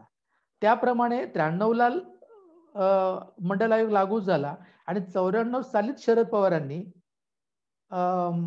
आदेश काढला कायदा करून, आणि तो होता ओबीसींना स्थानिक स्वराज्य संस्थांच्या मध्ये 27% आरक्षण. हा 27% त्यांनी कुठं घेतला आकडा, तर केंद्राने जो दिला होता तो. तेव्हापासून आजता काय ते तसंच चालू होतं. पण ते एक जण कोर्टात गेले विदर्भातल्या त्या काही जिल्ह्यांच्या प्रश्नावरती, आणि हा मुद्दा पुढे आला. तो मला पण लक्षात नव्हता आला, म्हणजे मला पण, म्हणजे मी काही त्यातला काय अभ्यासक तज्ज्ञ आहे असा अर्थ नाहीये, पण काही जाणवलाच नव्हता तो कधी. आणि त्यांनी जो मुद्दा जो मांडला किंवा कोर्टाने तो केला की तुम्ही 27% केंद्राने मंडल आयोगाच्या मुळे जो काय नोकऱ्यात आणि शिक्षणात दिलेला आकडा तो केंद्राचा आहे. तुम्ही राज्यन्याय आकडे वेगळे घेता ना नोकऱ्यातले. आता महाराष्ट्रात ओबीसीचं 19%चं आरक्षण आहे, किंवा त्यातले पोटभाग केले तर असं होतं, त्यात ते काही 27 नाहीये. मग तुम्ही स्थानिक स्वराज्य संस्थांमध्ये एक थेट तुम्ही एक 27% आकडा कसा काय धरलात? त्याला लोकसंख्येचा आधार पाहिजे. मग लोकसंख्येचा आधार तुम्ही कशाच्यावरती घेतलाय, तर तो काहीच नव्हता. कारण जातीची जनगणना 31 साली झाली. मंडल आयोगाने जो काही डेटा त्याच्या आधारावरती तयार केला तो होता. आणि आता 2011 साली जी जातींची जी जनगणना जी झाली, सामाजिक आर्थिक जी काही गणना झाली, त्याचा अहवाल आलाच नाहीये. आधीच्या सरकारने तो आणला नाही, आणि मोदी सरकारने तो आणखीन त्याला बुच मारून ठेवलेला आहे. एक रोहिणी आयोग जो मधल्या काळात नेमलाय ओबीसीच्या मध्ये वर्गवारी करण्याकरता, त्यांनी काही आकडे दिले, पण हे आकडे ते जाहीरच करत नाहीयेत. आम्ही अनेक मंडळी किंवा तुम्ही सुद्धा मंडळी त्याच्यामध्ये मागणी करत असाल की हे जाहीर झालं पाहिजे. आम्ही खूप 11 सालापासून तिथे 2011 जेव्हा जातीची जनगणना झाली तेव्हा मला फार बरं वाटत होतं की हे एकदाच आपल्याकडे जातींची काय स्थिती आहे, त्यांची सामाजिक आर्थिक स्थिती ही कळली तर आपल्याला आर्थिक म्हणजे आरक्षणाची फेररचना करता येईल. म्हणजे काही जाती बाहेर निघतील, काही जाती येतील, कुठल्या जातींच्या मध्ये किती प्रगती झाली, मग अबकट करायचं का काय काय करायचं, या सगळ्याचा निकाल लावायला एक वस्तुनिष्ठ आपल्याकडे काहीतरी डेटा मिळेल. त्याच्यात खूप चुका झालेल्या आहेत 2011च्या जातीच्या जनगणनेत, पण काहीतरी आधार मिळाला असता, पण तो जाहीरच न केल्यामुळे तो आधारच नाही आता इथे.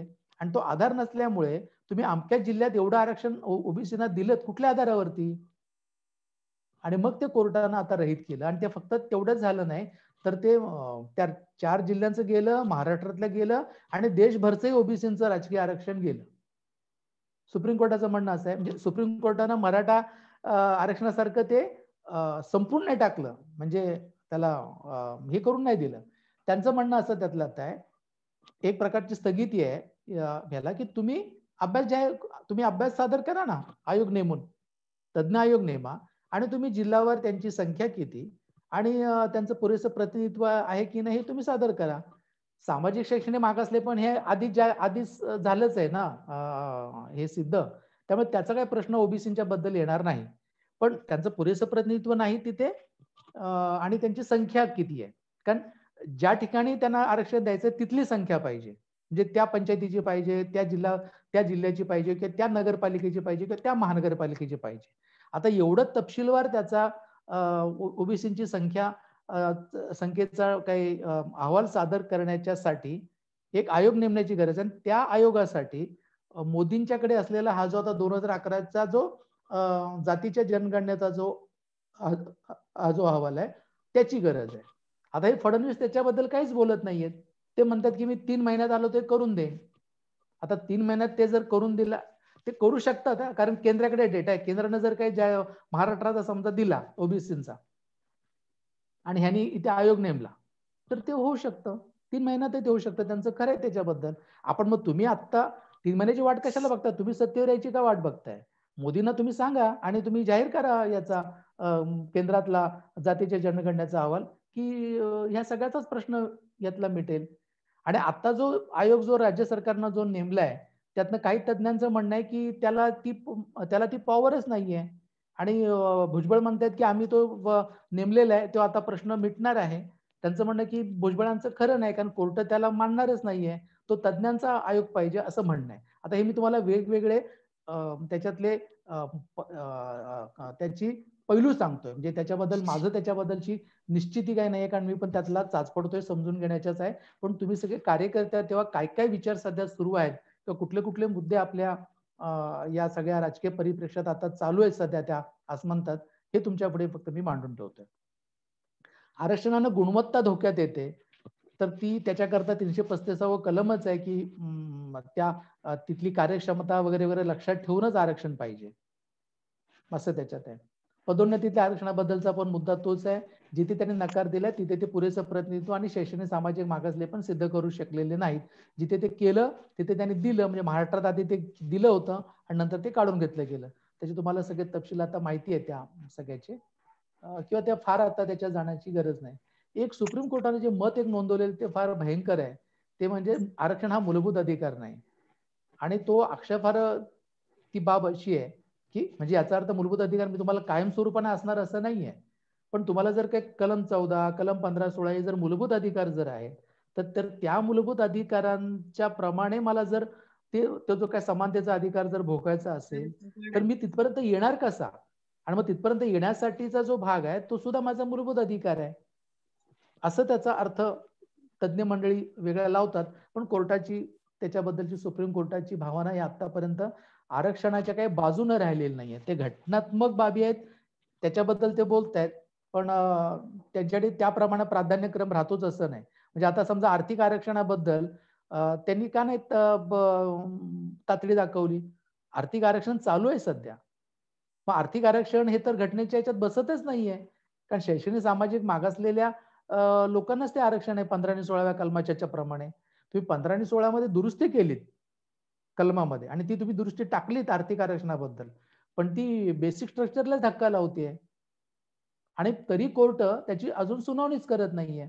मग मराठा आरक्षण तुम्ही लगोलग रद्द केलं आणि मग आर्थिक आरक्षण तुम्ही आतापर्यंत का नाही तुम्ही त्याची सुनावणी केली? तर काहींचं म्हणणं की ते घटनात्मक आहे, हे स्टॅट्युटरी आहे, ते कॉन्स्टिट्युशनल आहे आणि हे कायद्याने दिलंय वगैरे वगैरे. मला तुम्ही वाटलं तर तुम्ही ताबडतोब त्याची सुनवाई करू शकता. जसं काश्मीरच्या 370ची अजून सुनवाई नाही, 2 वर्ष झालेली आहे. का नाही तुम्हाला 370चा प्रश्न इतका तातडीचा वाटला देशाच्या पुढचा जे सुप्रीम कोर्टाला? तोच प्रकार आहे की अर्णब गोस्वामीला तुम्ही रांग ओलांडून तुम्ही पहिल्यांदा हे देता, बेल देता आणि मग बाकीचे मंडळी जे आहेत त्यांचा का नाही विचार करत त्याच रीतीनं? तर हे जो काय सुप्रीम कोर्टाचा जो काही व्यवहार आहे त्याच्याबद्दल नक्की टीका त्याच्यातली होऊ शकते आणि ती व्हायला पाहिजे. अनुसूचित जातींच्या आरक्षणाची जी काही स्थिती जी आहे ती 50 साली जरी ते आलं तर प्रत्यक्षात त्याची अंमलबजावणी व्हायला वेळ गेलाय. 69ला बँकांचं राष्ट्रीयकरण झाल्यानंतर बँकांच्यात आरक्षण आलं आणि आता तर मोदी बँकांचं खाजगीकरण करतायत, म्हणजे तिथलं आरक्षण जाणार आहे. म्हणजे आरक्षणाची स्थिती आता अशी आहे की ज्या दलितांना आरक्षण, जिथे 100 लोकांना आरक्षण मिळायला पाहिजे दलितांना, तिथं फक्त 3 लोकांनाच त्याचा लाभ होतो असा अभ्यास आहे. आता मी मुंबईच्या वस्त्यांच्या मध्ये जेव्हा दलितांच्या जिथे दलित बहुल वस्त्या आहेत तिथे आम्ही जेव्हा विचारतो की किती जणांना नोकरीत आरक्षण मिळालं, तर एकही हात वर होत नाही.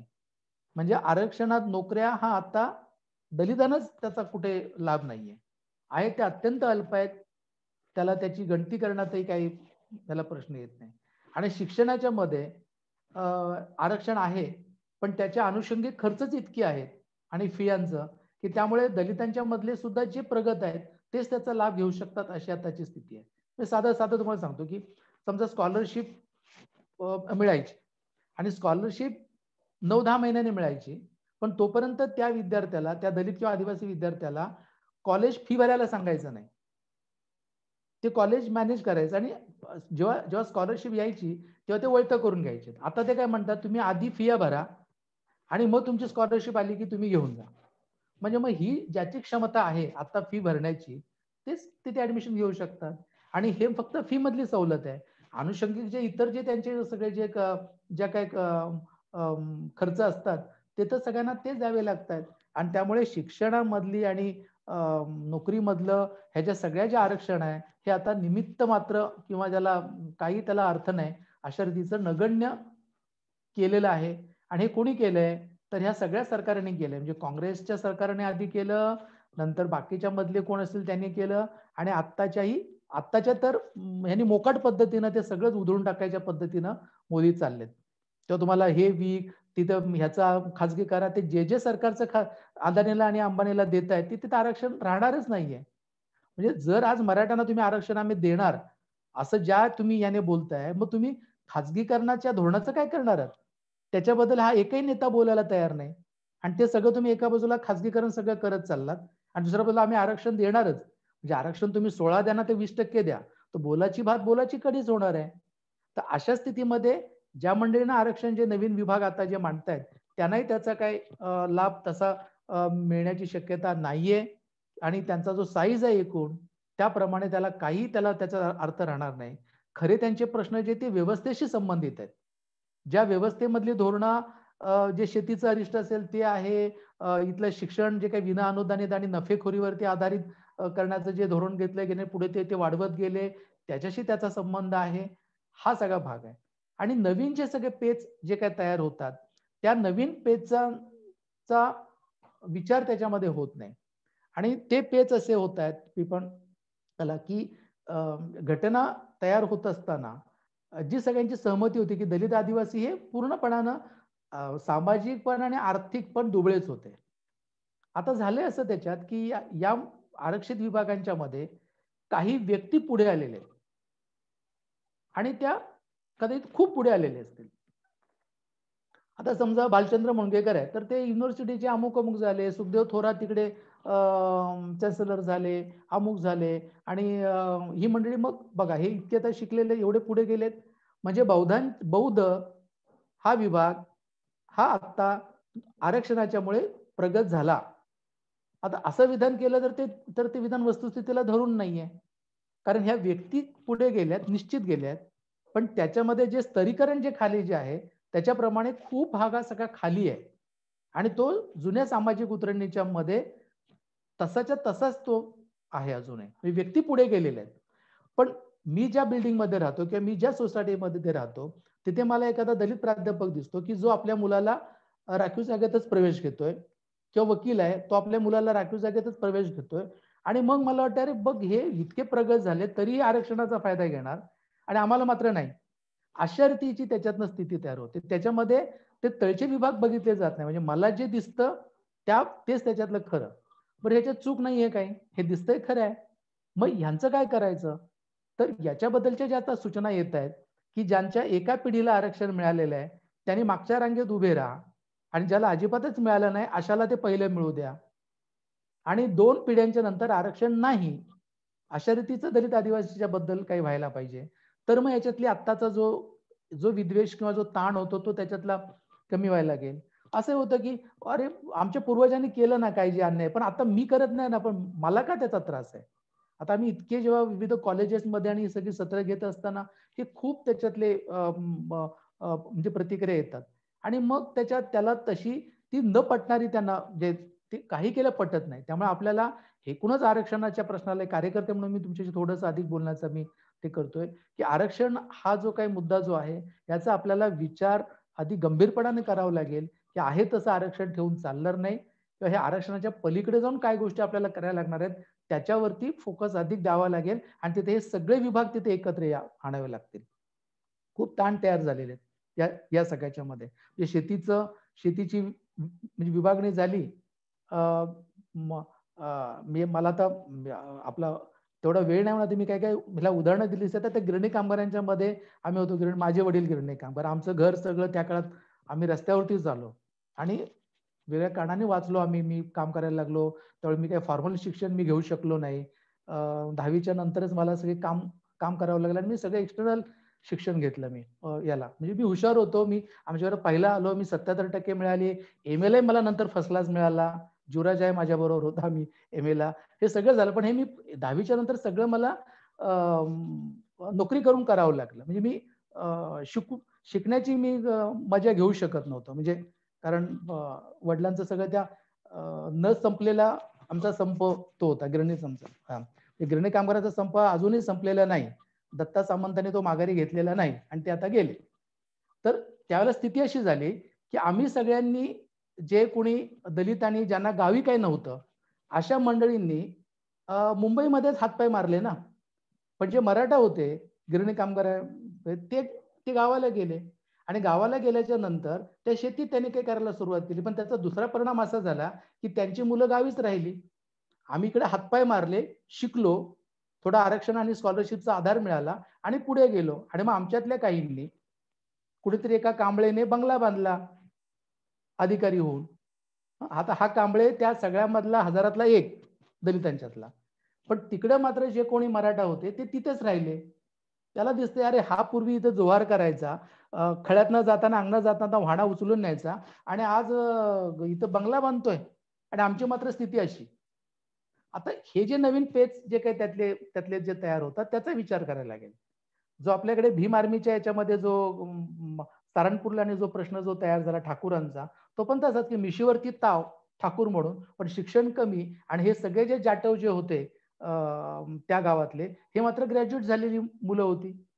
आणि इकडं, आणि त्याच्यामुळे हे नवीन जे ताण होतात की एका बाजूला जातीचा वरची श्रेणी आहे, आणि आर्थिकदृष्ट्या मात्र ताण तयार झाला की नवीन व्यवस्थेमध्ये त्यांना स्थान नाही. आणि मग ते ताण तयार होतं. मग या ताणाला काय, तर मराठा क्रांती मोर्चा, आरक्षण आधी नको, मग आरक्षण द्या, मग सगळे नेते त्यांच्या मागून चालणार. अरे पण मूळ प्रश्न सोडवतच नाही ना. त्यामुळे आग रामेश्वरी आणि बंब सोमेश्वरी असाच प्रकार सगळा सुरू आहे. तेव्हा आत्ता प्रश्न हे सगळे शिक्षणाच्या खाजगीकरणाचे, धंदेवाईकपणाचे आहेत. या इकडे काय करायचं, म्हणजे आता आपले तुम्ही डॉक्टर, आता आपल्यामध्ये पण डॉक्टर मंडळी असतील आहेत की ज्या काळामध्ये हे सरकारी सगळं डॉक्टरकी जी होती शिक्षणाची, त्यातनं अगदी गरीबातला गरीब माणूस डॉक्टर झाला. आता आरक्षित जिथे आहे तिथे सुद्धा लाखो रुपये खर्च करावा लागतोच आहे डॉक्टरला. म्हणजे तिथे आरक्षणातनं प्रवेश मिळाल्यानंतर सुद्धा जर लाखो रुपये जर काय घालावे लागत असतील, तर कोण दलित आदिवासींच्या तिथे जाईल, तर ज्याची ऐपत आहे तोच जाईल ना तिथे. आज वस्त्यांच्या मध्ये किंवा मी बघतोय आता त्याच्यात की अपवर्ड मोबिलिटी दलित विभागातली बंद झाली आहे. जे गेले पुढे ते गेले, आणि त्यांना आरक्षणाची आता गरजही राहिलेली नाही. त्यांच्या मुलांचं ते बघू शकतात. पण नवीन वस्तीतनं जे पुढे येण्याचा जो क्रम आहे तो आता थांबलेला आहे. आणि तो त्यांचा प्रश्न हा फक्त त्यांचा नाही, तर तो तमाम सगळ्या आर्थिकदृष्ट्या दुबळ्यांचा आहे. आणि त्यामुळे कन्हैया कुमारनं जे आंदोलन सुरू केलं होतं, ऑक्युपाय UGC, कारण UGCनं सगळे खर्च कमी करायला सुरुवात केली, अनुदान कमी करायला सुरुवात केली. त्याच्यातनं ताण तयार झाले. रोहित वेमुलाची फेलोशिप ही ताण पहिला त्यातून तयार झाला. रोहित वेमुलाची फेलोशिप ही दलित म्हणून नाही, ती ओपन मधलीच होती.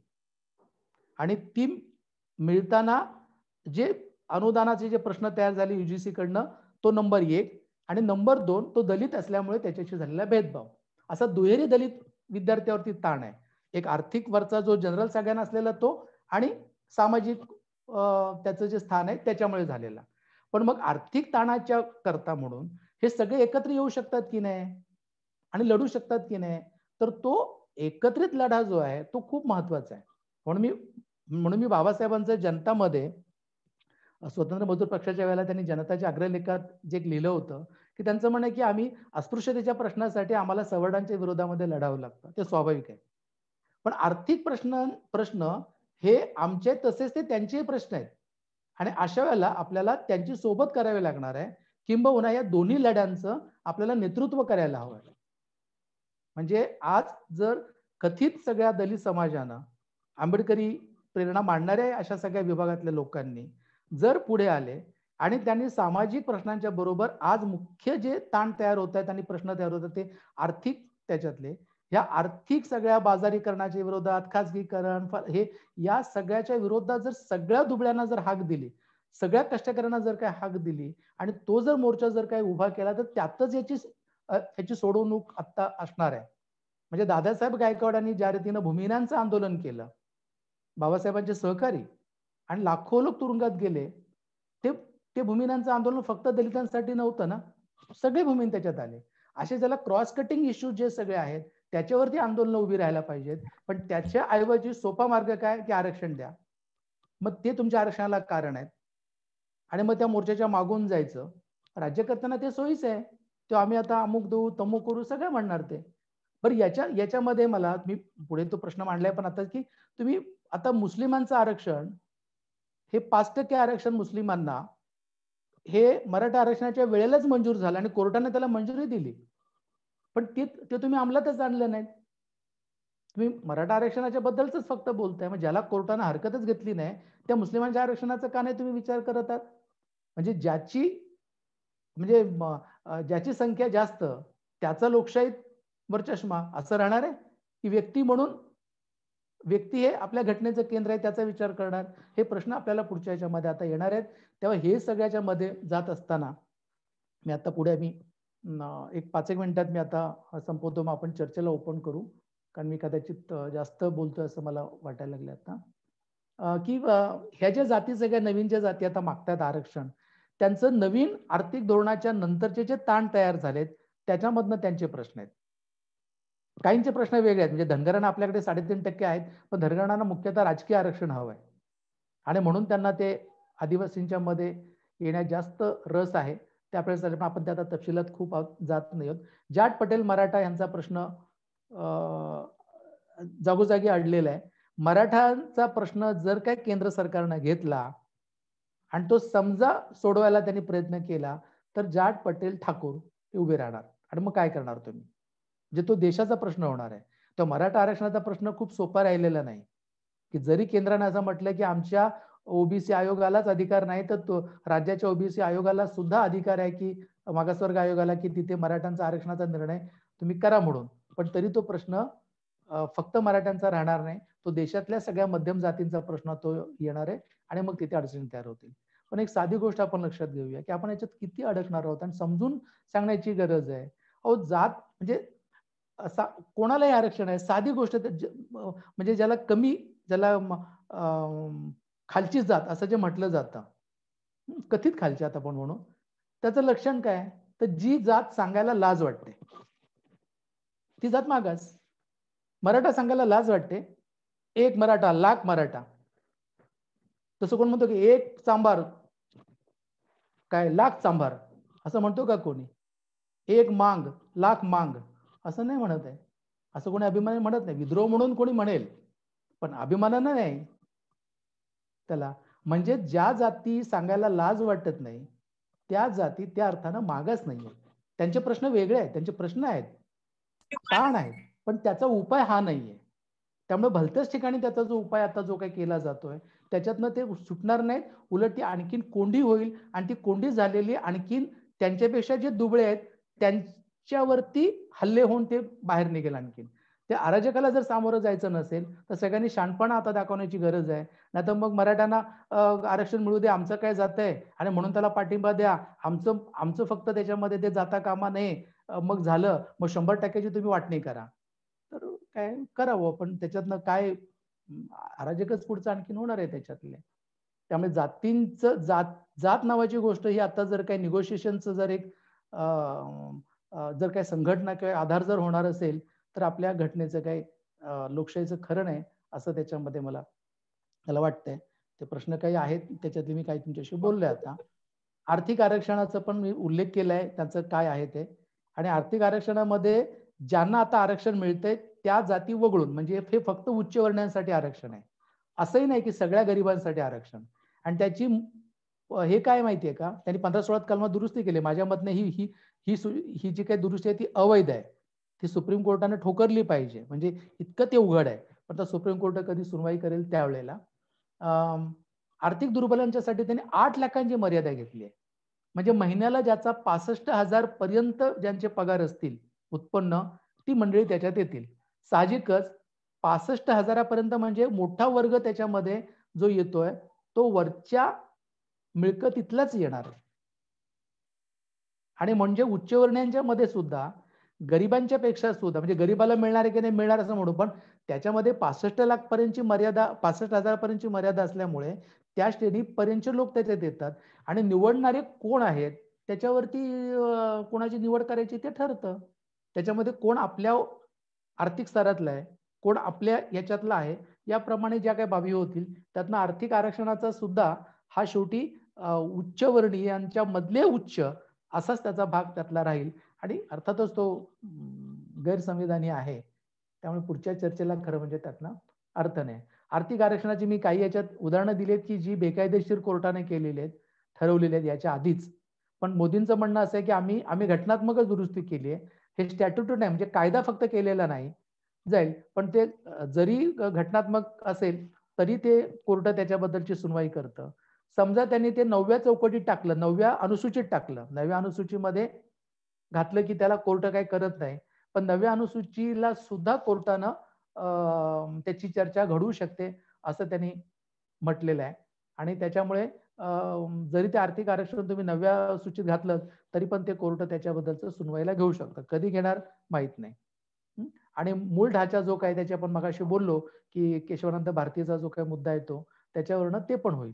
आता हे सगळं ते कधी चर्चेला घेणार त्याच्यावरती ते अवलंबून आहे. पण केशवानंद भारतीच्या पेक्षा 15 जणांचं पीठ नेमणं हा मला फार धोक्याचं वाटतं, कारण त्याच्यातनं घटनेचं बेसिक स्ट्रक्चरच बदलण्याची भूमिका होऊ शकते. आणि सर्वोच्च न्यायालयाची आत्ताची जी काही सगळी एकूण जी काही आपण आत्ताची प्रवृत्ती पाहतो आणि जे काही स्वरूप सगळं पाहतो त्याप्रमाणे ते आजच्या सरकारला पोषक पद्धतीनं जाणारच नाही असं नाही. साहजिकच आज घटना जी काही आहे ती केशवानंद भारतीच्या मूळ ढाच्यामुळे ते शब्द तरी तसे राहतील, जरी धोरणं तरी आता ते बदलत चालले असले आणि घटना मुळापासून त्यांनी आता हलवायला सुरुवात केली असली तरी ते शब्द सुद्धा जातील आणि पूर्णपणाने नवी कोरी घटना सेंट्रल व्हिस्टासारखी नव्या संसद भवनासारखी येऊ शकते जर केशवानंद भारतीच्या पुढचं जर काय आणलं गेलं तर. हा मला मोठा धोका वाटतो. आरक्षणाची जे पुढचे मार्ग सांगतात त्याच्यामध्ये JNU मधलं जे एक वैशिष्ट्य आहे की असलेलं आरक्षण त्यांनी तसंच ठेवलंय आणि 100% जागांना त्यांनी 2 आणखी निकष लावले. ते म्हणजे प्रदेश, म्हणजे एखादा दुर्गम भाग आणि स्त्री. म्हणजे समजा आता बिहार मधला एखादा कन्याकुमारच्या जातीचा माणूस आणि बिहार मधला कन्याकुमार, तर कन्याकुमारला प्राधान्य मिळेल, काही त्याला पर्सेंटेज दिले जातील. आणि ती जर मुलगी असेल तर मुलगी दिल्लीमधली जरी असेल तरी दिल्लीतल्या मुलापेक्षा दिल्लीतल्या मुलीला प्राधान्य मिळेल, तिला काही टक्के एक्स्ट्रा मिळतील की ज्यावरून ती स्पर्धा करू शकेल.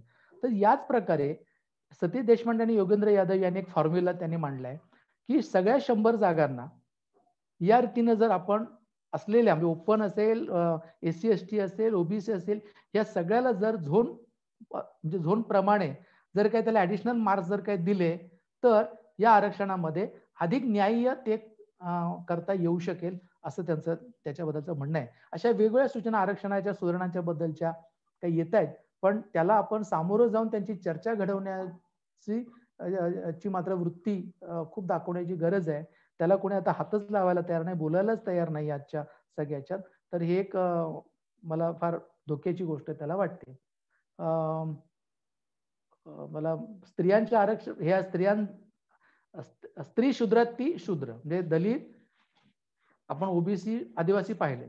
स्त्रियांच्या बद्दलचं आरक्षण हे स्थानिक स्वराज्य संस्थात आहे. राजकीय आरक्षण 50% झाले, त्याचं स्वागत आहे. पण विधानसभा आणि लोकसभेत ते नाहीये. म्हणजे जिथे कायदे होतात तिथे स्त्रिया नाहीत. म्हणजे लोकसभेमध्ये पहिल्या लोकसभेला काय 52 साली फक्त 5 की 6 महिला होत्या त्या याच्यात, आणि आता त्या याच्यापर्यंत चालल्यात 15% पर्यंत आलेल्या आहेत. मग याच्यापर्यंत जर काही स्त्रिया जर असतील तर त्यांची संख्या तर निम्मी आहे. मग निम्म्याच्या आसपास का नकोत त्या? तर आम्ही सगळ्या पक्षामधल्या पुरुषांना, सगळ्या जातीतल्या पुरुषांना, स्त्रिया आपल्या म्हणजे आपल्या अगदी माझी बहीण, माझी मुलगी, माझी काय आई, हे मला ती स्पर्धा म्हणजे माझ्याशी त्यांनी स्पर्धा करता कामा नये. म्हणजे आमच्या मोर्चांना स्त्रिया पाहिजेत पण लिडरशिप मध्ये स्त्रिया नकोत. आणि म्हणून जेव्हा हे पहिल्यांदा जेव्हा बिल आणलं गेलं, काँग्रेसने जेव्हा आणलं हे 96 साली, त्यानंतर ते अनेक वेळा फेटाळलं गेलं आणि ते खेचलं गेलं, मंत्र्याच्या हातून वगैरे वगैरे होऊन त्याला केलं. म्हणजे काँग्रेस आणि भारतीय जनता पार्टी दोघांचा पाठिंबा होता. इतर दोघांचा म्हणजे जाहीर पाठिंबा त्यांचा होता, त्यांच्यातल्या खासदारांचा विरोध होता त्याला, आणि म्हणून ते कोणालाच नकोय. आणि बाकीच्यांनी त्याला विरोधच केला.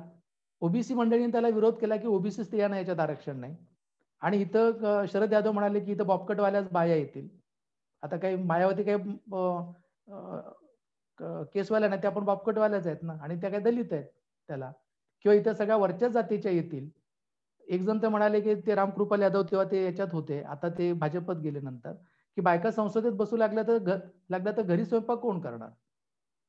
अशा रीतीचं बोलणारी ही सगळी मंडळी त्यावेळेला त्यांनी विरोध केला. आता इथे गैरसमज जो पसरवला जातो आरक्षणाचा तो असा आहे की असं वाटतं की दलित आदिवासी तसं स्त्रियांना आरक्षण आहे, असं नाहीये. तर हे जे आरक्षण जे आहे ते त्याला एक समांतर आहे बघा. समांतर याचा अर्थ त्याला छेदणार आहे ते.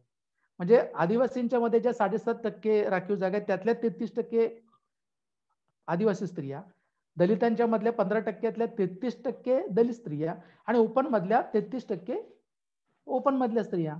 जर ओबीसी स्त्रियांना जर हवं असेल तर पहिल्यांदा उभी रेष ओबीसींची आखली पाहिजे. ओबीसीना आरक्षण मागायला पाहिजे लोकसभेत आणि विधानसभेत, आणि मग त्याच्या स्त्रिया आपोआपच ओबीसी स्त्रिया येतील.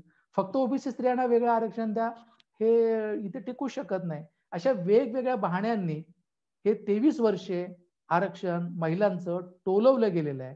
आणि ही मला अत्यंत लाजिरवाणी गोष्ट वाटते की स्त्रियांच्या आरक्षणाबद्दलचा आपण सगळ्यांनीच मिळून जो काय असा खेळखंडोबा केला आणि त्याच्याबद्दल कोणाला काही वाटत नाही त्याच्याबद्दल, ही फारच वाईट बाब आहे.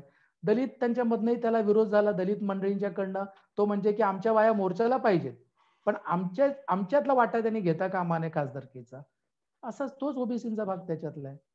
आणि काँग्रेस भाजपमध्ये तेच आहेत. आता खरं म्हणजे भाजपने हे जर बिल जर आणलं, काँग्रेसने तर बिलच आणलं होतं त्यावेळेला, तर आता लगेच ते मंजूर होईल ना तिथे. तर मोदी त्यांच्या अखेरीला आणतायत का माहित नाही, पण त्यांच्या एकूण सगळ्या तत्वामध्ये काही स्त्रियांच्या बद्दलची ही भावना ही काही त्याच्याबद्दलची बसत नाही. मी आता इथे थांबतो. मी आता तुम्ही किती चालवणार तुम्हाला माहिती नाही, पण 7:45 झालेत व्हायला आले, किंवा 7:40 झालेत. म्हणजे पुढची 15-20 मिनिटं आपल्याला चर्चेला मिळतील असं मी धरतो, किंवा तुम्ही ठरवाल त्याप्रमाणे. मी आता थांबतो. शांतपणे त्याबद्दल धन्यवाद. धन्यवाद सर. काही प्रश्न आलेले आहेत, पण आपण वेळेचं भान ठेवून त्यातले किती घेता येतील ते बघूयात. पहिला प्रश्न त्याच्यातला असा आहे की काही ज्या पुढारलेल्या जाती मानल्या जातात तर त्याच्यात पण खूप लोक गरीब आहेत आणि वंचित आहेत, तर मग त्यांचा आर्थिक दृष्टीने का नाही विचार करावा, अशी एक माझा प्रश्न आलेला आहे. पण ह्याचं तर उघडच आहे ना की प्रश्न काय येतोय की मला तिथे शिक्षणात प्रवेश पाहिजे, पण मला तिथे मिळत नाही, तर तेवढं तुम्ही वाढवा ना जागा. ज्याला जे हवंय त्याच्या विकासाकरता घटनेनं जबाबदारी घेतली आहे ना. आरक्षण हे प्रतिनिधित्व आहे की त्यांना तिथे वगळलंच जातं, त्यांना तिथे घेतलंच जात नाही की हे आपले नाहीत, ह्यांना तिथे घ्यायचंच नाही.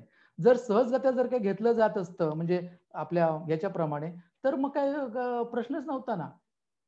म्हणजे आजही समजा सफाई कामगारांच्या मध्ये 100% दलित आहेत, का समाजातले जे सगळं प्रतिनिधित्व तिथे का दिसू नये आपल्याला तिथे. आणि जिथे वरच्या जागा आहेत तिथे तर सगळ्याच्या सगळे वरच्या जातीचेच आहेत. म्हणजे आता सगळ्या माध्यमांची मालकी ही ब्राह्मण आणि बनियांकडे आहे.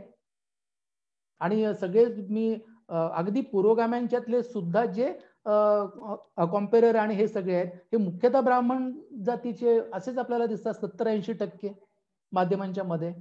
ती मंडळी चांगली, त्याच्याबद्दल मला प्रश्न नाही की जे पुरोगामी आहे ते त्यांच्या याच्याबद्दल, पण हे सहजगत्या येतं ना तिथे. मग तिथे दलित ओबीसी का नाही पोहोचत आहेत, तेव्हा तिथं तर काय आरक्षण नाहीये. मग जर तिथे जर असं जर काय सहजगत्या जर काय पोचतच नाहीये, त्याच्यासाठी प्रतिनिधित्वासाठीची राखीव जागा आहे. आता जनरल आम्हाला मिळत नाही त्याच्याकरता भांडलं सगळ्यांनीच भांडायला पाहिजे. त्याच्याकरता आरक्षण हा मार्ग नाहीये ना. म्हणजे मला जे शिक्षण घ्यायचं आहे ते शिक्षण मला तिथे मोफत किंवा परवडण्यासारखं उपलब्ध पाहिजे, त्याच्याकरता मी झगडलं पाहिजे. हा त्याच्याकरता मार्ग आहे. त्यामुळे जे उच्चवर्णीयांच्या मधले जे गरीब आहेत त्यांनी सगळ्या गरिबांशीच दोस्ती करून गरिबांचे लढे उभे केले पाहिजेत. की हे सगळं म्हणजे संसाधनांची फेररचना हा एक वेगळा मुद्दा आहे. जे संसाधन जे शेवटी ते मार्गदर्शक तत्वांच्या मध्ये गेलं, तो काय मूलभूत अधिकार नाही झालेला आहे की उपजीविकेच्या संसाधनांचं न्याय्य वाटप होईल, पुन्हा एकाकडे संपत्तीचा अधिक संचय होणं असं होणार नाही. अशा रीतीच्या योजना, अशा रीतीचे कायदे हे सरकारांनी करावेत, असं ते डायरेक्टिव्ह प्रिन्सिपल्स फॉर स्टेट आलं ना त्या ह्याच्यासाठी, स्टेट पॉलिसीसाठी जे काही सुचवलं गेलं तो प्रकार आहे. मग त्याच्यात जसं जमिनीचं फेरवाटप आहे ते त्याच्यात आलं पाहिजे. नंतर खाजगी क्षेत्राच्या मध्ये सुद्धा ज्या रीतीने अमेरिकेमध्ये पॉझिटिव्ह डिस्क्रिमिनेशन केलं जातं, तसं जर तुम्हाला आम्ही जर पाणी देतोय, जमीन सवलतीत देतोय, तर त्या ठिकाणी तुम्ही हे प्रतिनिधित्व स्त्रियांचं, दलितांचं, ओबीसींचं, फलानांचं ह्याच्यातलं हे येतंय की नाही याचा रिपोर्ट द्यायला पाहिजे. जसं अमेरिकेत मागतात तसा खाजगी क्षेत्राला तसा त्याच्यात आला पाहिजे. म्हणजे फक्त सरकारी नोकऱ्या नाहीत तर सर्वच संसाधनांच्या क्षेत्रांना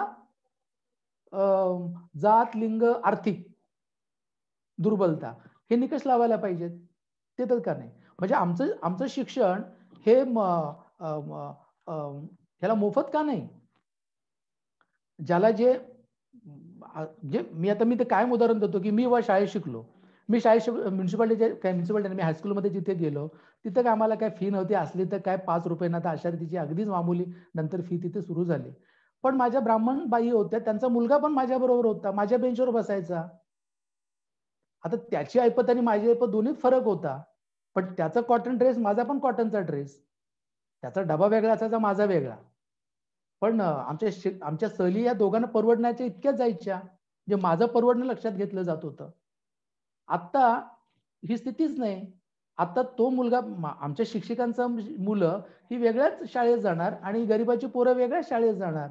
एवढंच नाही तर तुम्ही ऐकलेलं असेल की अगदी दलितांच्या मध्ये सुद्धा जे शिकून पुढे गेलेले आहेत आणि आर्थिक स्तर ज्यांचा वाढलेला आहे, माझं सांगतो, आमच्याकडे उदाहरण देतो, आमच्या मित्रांची मुलं ही वेगळ्या शाळेत जातात, त्यांचे गरीब जे काही सगळे दलित प्राध्यापक, दलित ऑफिसर, त्यांचे जे भाऊ गावाला आहेत किंवा झोपडपट्टीत जो राहत आहेत, त्यांची पोरं वेगळ्या शाळेत. आणि याचं काय, तर त्यांचं म्हणणं ऐपतीप्रमाणे शाळा असंच होणार ना. आता म्हणजे ऐपतीप्रमाणे शिक्षण, ऐपतीप्रमाणे शाळा असं जर का तो दलित बौद्ध जर काही प्राध्यापक किंवा जो कोणी अधिकारी जर काही बोलतोय, तर त्यानेच पहिल्यांदा घटनेला चूड लावली ना. म्हणजे तू वेगळ्या शाळेत घाल, त्याच्याबद्दल प्रश्न नाही, पण तत्व काय राहणार आहे की सगळ्यांना परवडण्यासारख्या शाळा पाहिजेत, तर मोफत ती सरकारची जबाबदारी आहे. आरोग्याची व्यवस्था आता अलीकडे झाले असं नाही, हे प्रश्नच लोकांना पडत नाहीत. त्याला आरोग्याची व्यवस्था, समजा आरोग्याची व्यवस्था असेल तर आम्ही आजारी पडलो की म्युन्सिपालिटी जाणारे आमचं ठरलं होतं आणि सगळा खर्च म्युन्सिपालिटी करून परत. आता आजारी पडला आणि गेलं की तो कर्माने मेलाच त्याचा सगळा त्याचा खर्च. आणि त्यामुळे जो काही धंदा जो काय झाला आता आरोग्याचा, हा धंदा पूर्वी नव्हता. म्हणजे ज्या काळात देशाची स्थिती तयार झाली आर्थिक, त्या काळात हे धोरण बदलले गेले. 47ला ती कुवत नव्हती आपली हे सगळं करण्याची, पण तरी दृष्टी ती होती. आता हे सगळंच बदलल्यासारखं झालंय, त्याचं काय करायचं.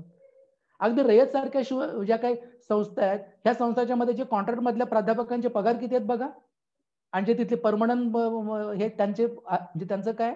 आणि ह्या सगळ्या डीम युनिव्हर्सिट्या करून त्यांनी तुम्ही काही करा असं जे मोकळी ठेवली आहे. अरे जो तिथे 12,000ला 11,000ला असा प्राध्यापक काम करणारा, तो काय खाक शिकवणार तिथं, त्याच्या पोटासाठी तो आणखीन उद्योग नाही करणार का. आणि त्या पालकांना वाटत नाही की आपली पोरं काय शिकणार आहे तिथे, तर हे नाही चालणार. प्राध्यापकांना उत्तम पगार पाहिजेत, आमच्या मुलांसाठी शिक्षण व्यवस्थित पाहिजे, ही जबाबदारी सरकारची आहे. संस्था असेल, संस्थांना अनुदान मिळेल त्याला, पण धंदा तुमचा तुम्ही करा आणि हे करा, याच्याबद्दल उठलं पाहिजे. ह्याच्याबद्दल द्वेष का नाही मनात येत, हे नाही चालणार. तर त्याच्यावर जे आरक्षण, त्याच्यावर जे अमुक अशाच्या मध्ये जे सगळं चाललंय, याच्यातनं ते सगळे सुखात आहेत ना जे राज्यकर्ते आणि जे राज्यकर्ता वर्ग, म्हणजे तो सत्तेत असेल असं नाही, म्हणजे विरोधी पक्षातही तो असतो, पण तो राज्यकर्ता वर्ग आहे. तो राज्यकर्ता वर्ग सुखी आहे, तुम्ही राहा आपसात लढत. सावंत सर, एक मगाशी चॅट बॉक्स मध्ये एक प्रश्न आलेला आहे. खरं तर लोकशाही समाजवाद मांडणारे डाव्या बाजूचे सर्व संघटना, विशेषतः सेवा दल आहे, छात्र भारतीय आहे, यांनी आरक्षणाचा समर्थन करण्याचा भाग आहे. पण अलीकडे जो मराठा आरक्षणाचा प्रश्न, त्याच्यामध्ये बऱ्याच वेळेला वादविवाद होतात की सेवा दलांनी छात्र भारतीयांचे समर्थन करावं की नाही करावं वगैरे. तर त्याबद्दलची भूमिका काय आहे? तुम्ही संघटना म्हणून त्याच्यातला ठरवायचा भाग आहे. पण माझं त्याच्याबद्दलचं म्हणणं आहे की लोकशाही अधिकार सगळ्यांना लढण्याचा आहे. तुम्ही आरक्षण मागा, काय अगदी ब्राह्मणापासून सगळे मागू शकतात. पण वस्तुस्थिती मी हे सांगेन, म्हणजे आम्ही करतोच ते. म्हणजे आम्ही जेव्हा मराठी क्रांती मोर्चा जेव्हा सुरू झाला तेव्हा आम्ही आमच्या संघटनेकडनं आम्ही ह्या सगळ्यांची शिबिरे घ्यायला सुरुवात केली. बौद्ध मुलं किंवा अन्य दलित, मराठा, ओबीसी सगळ्यांची. आणि काय मुद्दा आरक्षण आहे ना, चर्चा करूया. कधी सुरू झालं, कशासाठी सुरू झालं, आता त्याची स्थिती काय, आणि एकूण बाकीची शिक्षणाची आणि नोकऱ्यांची स्थिती काय, आणि मग ह्याच्यात तुम्ही कसा विचार करतात. त्यातून त्यांच्या मनात प्रश्न उभे राहतात. सगळं पटतंच असं नाही, पण असं पडतं की एकत्र येऊन या सगळ्या व्यवस्थेच्या विरोधात करायला पाहिजे, याच्याबद्दल सहमती होते. आणि काय बाबतीत पण परंतु असतो, पण आपण संवादी राहूया, असं त्याच्याबद्दलचं येतं. आणि मग त्याच्यामध्ये त्यातल्या काही असं वाटतं की नाही, ह्याच्यात काय अर्थ नाहीये. आरक्षण हे जे अगदी मागास ज्यांना जातीय दृष्टीने मानत होते ते बरोबर आहे. आता बाकीच्यांचे प्रश्न हे आर्थिक भौतिक आहे. तर मराठा समाजाचे प्रश्न हे जातीचा प्रश्न नाहीये किंवा सामाजिक मागासलेपणाचा नाहीये, तो त्याचा निव्वळ आर्थिक प्रश्न आहे. म्हणजे आर्थिक शैक्षणिक प्रश्न, म्हणजे त्याच्या आर्थिक दुबळेपणाचा आहे. आणि त्याचं आर्थिक दुबळेपण यायला जात कारण झालेली नाहीये, तर त्याला कारण इतर धोरण आहेत, आणि ते मुख्यतः शासनाची याला धोरण आहेत. तर त्याच्या विरोधात लढलं पाहिजे. तर कदाचित तुम्ही जाहीर भूमिका मराठा आरक्षण असता कामा नये असं नाही घेणार, पण तुम्ही उठून अगदी आरक्षण मराठ्यांना मिळालंच पाहिजे असं केलं की तुम्ही मराठा समाजालाच फसवताय. बरोबर. तर ते समजुतीच्या दृष्टीने जायला पाहिजे की तुम्हाला अधिकार आहे, पण आपण बसून याचा विचार करूया की काय. आणि जर हे आर्थिक भौतिक प्रश्न जर असतील तर त्याच्यावरती एकत्र लढे लढूया. तुम्ही मोर्चा काढू शकता, तुमच्या संघटना असतील, करा, तिथे जा तुम्ही, त्याला काय प्रत्येकाला अधिकार आहे तो.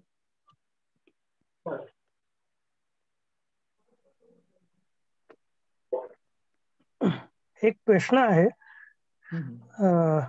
त्याच्यामध्ये की जर समजा आरक्षण पूर्णपणाने कॅन्सल केलं आणि लोकसंख्येच्या प्रमाणामध्ये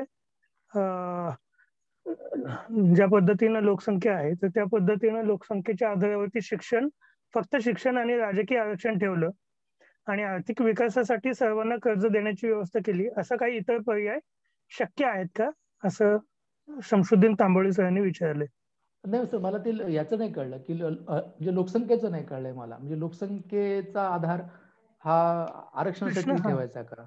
म्हणजे त्यांनी असं विचारलं की संपूर्ण आरक्षण रद्द करून लोकसंख्येच्या आधारे फक्त शिक्षण आणि राजकीय आरक्षण ठेवलं आणि आर्थिक विकासासाठी सर्वांना कर्ज देण्याची व्यवस्था केली, तर असे काही पर्याय उपलब्ध असू शकतात का? नाही, कर्ज देण्याची वगैरे ही व्यवस्था असायला पाहिजे ना, त्याच्याबद्दलचा प्रश्न. पण लोकसंख्येच्या प्रमाणे केलं तर मग समजा मराठा 32% असतील तर मग 32% 100 जागांपैकी 32 मराठ्यांना, काही 13% असतील तर ते दलितांना, मग ब्राह्मण 4% असतील तर ब्राह्मणांना. असं झालं की त्या सगळे ते जातवार वाटप त्याच्यातलं होत आहे. आणि मग समान संधीचं तत्व आणि आपण जे काय म्हणू की जायचं आहे त्याच्याकरता आरक्षण हे अपवादात्मक काही काळ जो काय याला राहणार आहे, तर त्या जातींची म्हणजे तुम्ही जातींचं सगळं वाटप त्याच्यामध्ये आपण करतोय पूर्णपणे. त्याच्यातलं की जे दुबळे आहेत त्यांना पुढे येण्याच्यासाठी प्रतिनिधित्व द्यायचं राखीव जागा ठेवून काही काळ, हे न राहता आपण गृहीत धरले की जाती या अशाच असणार आहेत आणि त्या जातींच्या प्रमाणात सगळे संसाधनांचं वाटप किंवा काय करायचं, तर ते तसेच त्या सगळ्या भिंती त्यातल्या याला राहतील ना त्या. म्हणजे त्याला काही म्हणजे हे घटनेच्या ह्याच्यात वेळेलाच त्यांनी ते काही मान्य केलं नाही. आणि आता सुद्धा मला त्याच्यात काही हे वाटत नाही किंवा असं म्हणतात किंवा ब्राह्मण 4% तर त्यांना 4%च ठेवा म्हणजे सगळ्याच ठिकाणी, आणि अमुक असेल तर तेवढंच ठेवा. म्हणजे ते जे काय 70% जे काय ब्राह्मण आहेत ते जातील आणि 4% मध्येच ते राहायला पाहिजेत त्यांनी. तर ही एक प्रतिक्रियात्मक आपली भावना त्याला असते, पण त्यातनं पुढचं जे सूत्र किंवा तत्व आणि पुढचं जे काही लांब पल्ल्याचं जे काही जाणार आहे ते त्याच्यातून पुढची वाट मिळेल असं मला ह्याच्यातलं वाटत नाही. उलट काय काय भाग आपण लक्षात काय आणून द्यायला पाहिजे, जसं आता त्याची मी म्हटलं की मुस्लिमांच्या आरक्षणाबद्दल आहे. तुम्ही का त्यात करत नाही तुम्ही, की तुम्हाला मराठ्यांची संख्या दिसते, त्यांची राजकीय ताकद दिसते आणि म्हणून तुम्ही त्याच्याबद्दल बोलताय. पण 5% आरक्षण ज्याला कोर्टानंच परवानगी दिलेली आहे तर तुम्ही शिक्षणात मुस्लिमांचं आरक्षण का नाही आणत? का तर मुस्लिम तुमच्या दृष्टीनं पाकिस्तानी, देशद्रोही, फलानी असं करून जे मुस्लिमांचं जे चित्र उभं केलंय त्यामुळे तुम्हाला त्याला हात नाही लावायचा. ह्याच्याबद्दल आपण म्हणजे बोलणार की नाही. तर समजा उद्या परिटांनी आता परिट मोर्चा काढतात मध्ये परिटांना अन्य राज्यांच्या मध्ये अनुसूचित जाती म्हणून आरक्षण आहे, ते वेगळ्या ठिकाणी वेगळं असतं. त्यांचं म्हणणं इथं पण तुम्ही आम्हाला अनुसूचित जाती घ्या, पण परिटांची संख्या किती, त्यांची हो किंवा नाही हे म्हणायला पण कोणी त्यांची दखल घेत नाही ना. असं का? तुम्ही नाही त्याचं त्यांची मागणी मंजूर होईल असं नाही, पण त्याची दखल तर घ्या. पण म्हणजे दखलच घ्यायची नाही म्हणजे व्यक्ती हे जर घटनेचं केंद्र जर काय असेल आणि त्या व्यक्तीचा विकास, तर तिथं आपण पोहोचणार कसं? जर जातींच्या सगळ्या बेरजातनं शेवटी जे बलिष्ठ असतील ज्यांची संख्या जितकी संख्या भारी उसकी हिस्सेदारी, म्हणजे व्यक्ती गेली खड्ड्यात, व्यक्तीला मोल नाही. तू कुठल्या तरी जातीत जा, कुठला तरी तुझा एक समूह तयार कर, त्या समूहाच्या ताकदीवरती झगडतो.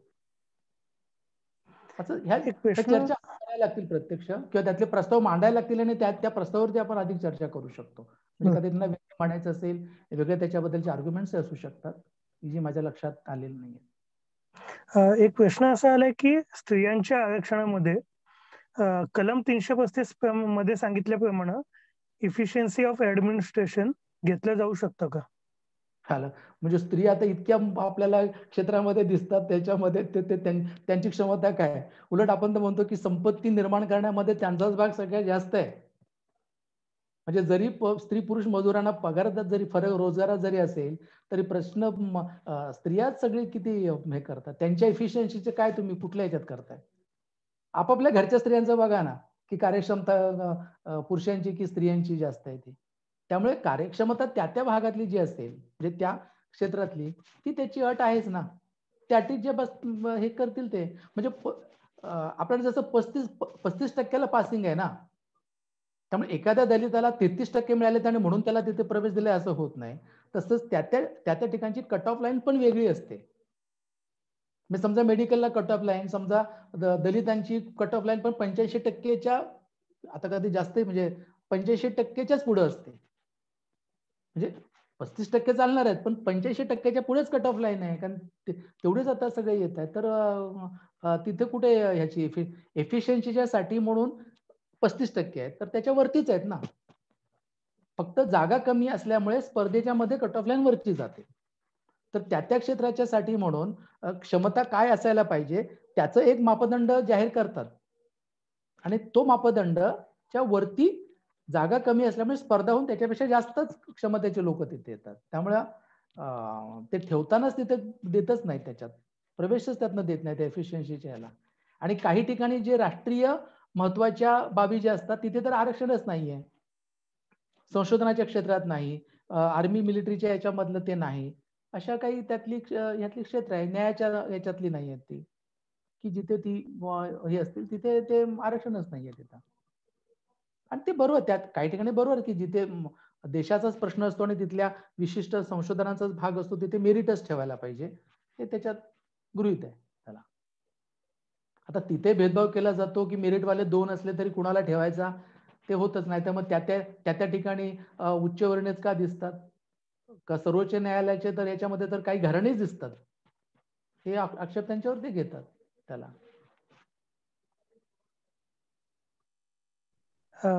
खरं प्रश्न खूप असू शकतात, कारण आरक्षणाच्या बद्दलचं सातत्यानं चाललंय. जो प्रश्न आलाय ना की कट ऑफ लाईन वरती असल्यामुळे मागास विद्यार्थ्यांना पण असं मला वाटतं साठी कोणीतरी प्रश्न विचारलाय, ते तर उदाहरण मी नेहमी माझ्या संपर्कातलं ज्याच्यातनं देतो की एक जण मराठा मुलगा, एक जण बौद्ध मुलगा, दोघांनी मेडिकल कॉलेजसाठी ऍडमिशन घेतली. त्याला मराठा मुलाला काहीतरी कमी मार्क्स होते तेव्हा, ही बऱ्याच वर्षापूर्वीचे, आणि ह्या दलित मुलाला त्याच्यापेक्षा जास्त होते, पण कट ऑफ लाईन ही त्याच्यापेक्षा पुढे होती दलितांची, त्यामुळे त्याला प्रवेश मिळाला नाही. आणि हा मराठा मुलगा त्याच्यापेक्षा कमी मार्काने होता, पण त्याची घरची मंडळी बऱ्यापैकी याला होती आर्थिक दृष्ट्या. त्यांनी त्या काळामध्ये म्हणजे 15 वर्षांपूर्वी 20 लाख रुपये अमके टिंब पाटील यांच्या याच्यात त्यांनी जाऊन बिनपावतीचे भरले आणि त्याला मिळाला प्रवेश. तर तो मराठा मुलगा डॉक्टर झाला आणि हा दलित मुलगा मात्र डॉक्टर होऊ शकला नाही. त्याचे मार्क जास्त होते मराठा मुलापेक्षा. मग इथं मेरिटचं काय झालं? मग त्याच्याबद्दलचे प्रश्नच पुढे येत नाहीत की पैसे दिले की मेरिट कसं काय येते म्हणून. मला ते मेडिकलच्या तर जागांचं ना 25 लाख एका वर्षाची, म्हणजे 5 वर्षांची 1.25 कोटी 1.5 कोटी, कोण मध्यम वर्ग उच्च मध्यम वर्ग पण त्याच्यात जाऊ शकत नाही, आता अशी स्थिती आहे जनरलच्या मध्ये आणि याच्यामध्ये. तर हे काहीतरीच आहे सगळं. मग हे जे डॉक्टर इतके जे काही करोडो रुपये घालणार आहेत ते पुढं काय करणार पेशंटचं? ते पैसे वसूल करण्यासाठी काय वागणार आहे त्याच्यात? तर त्या मेडिकलच्या सगळ्या व्यवस्थेचा पण आपल्याला काहीतरी वेगळा विचार करावंच लागणार आहे याच्यात. धन्यवाद सर. खरं अजून काही प्रश्न आहेत, पण आपण 2 तास झाले आपलं सत्र या ठिकाणी चालू आहे. ही चर्चा सातत्याने होऊ शकते, वेगवेगळ्या टप्प्यावरती वेगवेगळ्या पद्धतीने आपण याबद्दल बोलू शकतो, पण तुर्तास आपण या ठिकाणी थांबूयात, कारण 2 तास कंटिन्युअसली आपलं सत्र या ठिकाणी चालू आहे. एकच फक्त एकच सांगायचं की हा जो आरक्षणाचा जो मुद्दा आहे ना, हा पुढे आपल्याला फार त्रासदायक ठरणार आहे. त्याच्यामध्ये ज्यात आरक्षित विभाग आहे त्यातल्या सुद्धा काहींचं मत त्याच्याबद्दल असं होतं की हे सगळं बंद करून टाका, हे नका, म्हणजे याचा आमच्यावरती ओझं नको की आम्ही जणू काय सगळं घेतोय, हे करतोय, काही नका, जे होईल ते सगळ्यांचं होईल. राजकीय आरक्षण तर आम्हाला नकोच असं तर अधिकृतपणेच मागणी दलित संघटनांकडनं याला होते, पण नोकरी शिक्षणामध्ये पण आम्हाला हे काही नको असं पण आता बोलणं सध्या सुरू आहे. तर ह्याच्यात थोडा त्राग आहे, थोडा विचार सुद्धा आहे.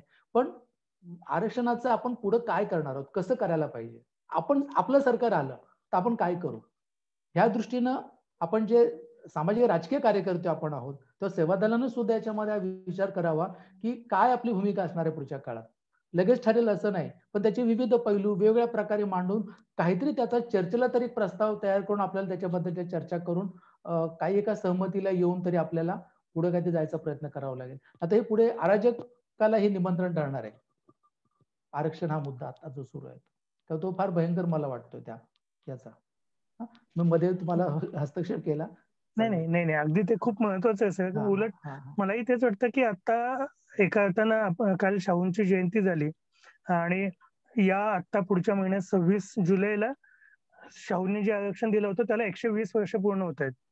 तर आणि आता सध्याचा सगळा जो माहोल आहे ते सगळं बघून आपण जास्तीत जास्त या विषयाची चर्चा घडवून आणणं आणि ती सकारात्मक पद्धतीनं काय त्याच्यावरती वेगवेगळ्या लोकांचे अभिप्राय जे मतं असतील ते घेऊन त्या दिशेनं जाणं. नाही तर तुम्ही जसं म्हणाला तसं की पुढच्या काही काळांमध्ये आरक्षण हा खूप मोठा आणि दंगली पेटण्यासारखा एक फार भयंकर ज्वलंत विषय होण्याची शक्यता आता जो एकूण ज्या पद्धतीनं ज्यांना आरक्षण हवंय ते पण आणि ज्यांना आरक्षण बंद व्हावं असं वाटतं ते पण, हे दोन्ही ज्या पद्धतीनं पेटलेले आहेत, अशा वेळेला सातत्याने या विषयांवरची चर्चा होणं आणि त्याच्यातून प्रबोधन होणं आणि जनमानस तयार होणं या दृष्टीने आपल्याला प्रयत्न करायला लागतील. आज तुम्ही या ठिकाणी अगदी सविस्तरपणानं आणि पीपीटीच्या माध्यमातून खूप छान पद्धतीने मांडणी केलेली आहे. अर्थात हा स्वल्पविराम आहे. आपण पुन्हा याच्या आधी पण जशी अनेकदा चर्चा केली, पुढेही वेगवेगळ्या पातळीवरती वेगवेगळ्या अँगलनं चर्चा करत राहूयात. तुम्ही खूप छान पद्धतीनं आणि खूप सहज आणि सोप्या भाषेत नेहमीची तुमची जी पद्धत आहे त्या पद्धतीने मांडणी केलीत. याबद्दल मी राष्ट्र सेवा दलाच्या वतीनं उपस्थित सगळ्यांच्या वतीनं तुमचं मनापासून आभार मानतो आणि आत्ताच आपले जे सत्र आहे हे या ठिकाणी आपण स्वल्पविराम घेऊयात. आता थांबूयात, आपण पुन्हा कधीतरी नव्यानं भेटूयात. पुन्हा एकदा तुमचं आणि उपस्थित सगळ्यांचं मनापासून आभार. धन्यवाद. अमोल.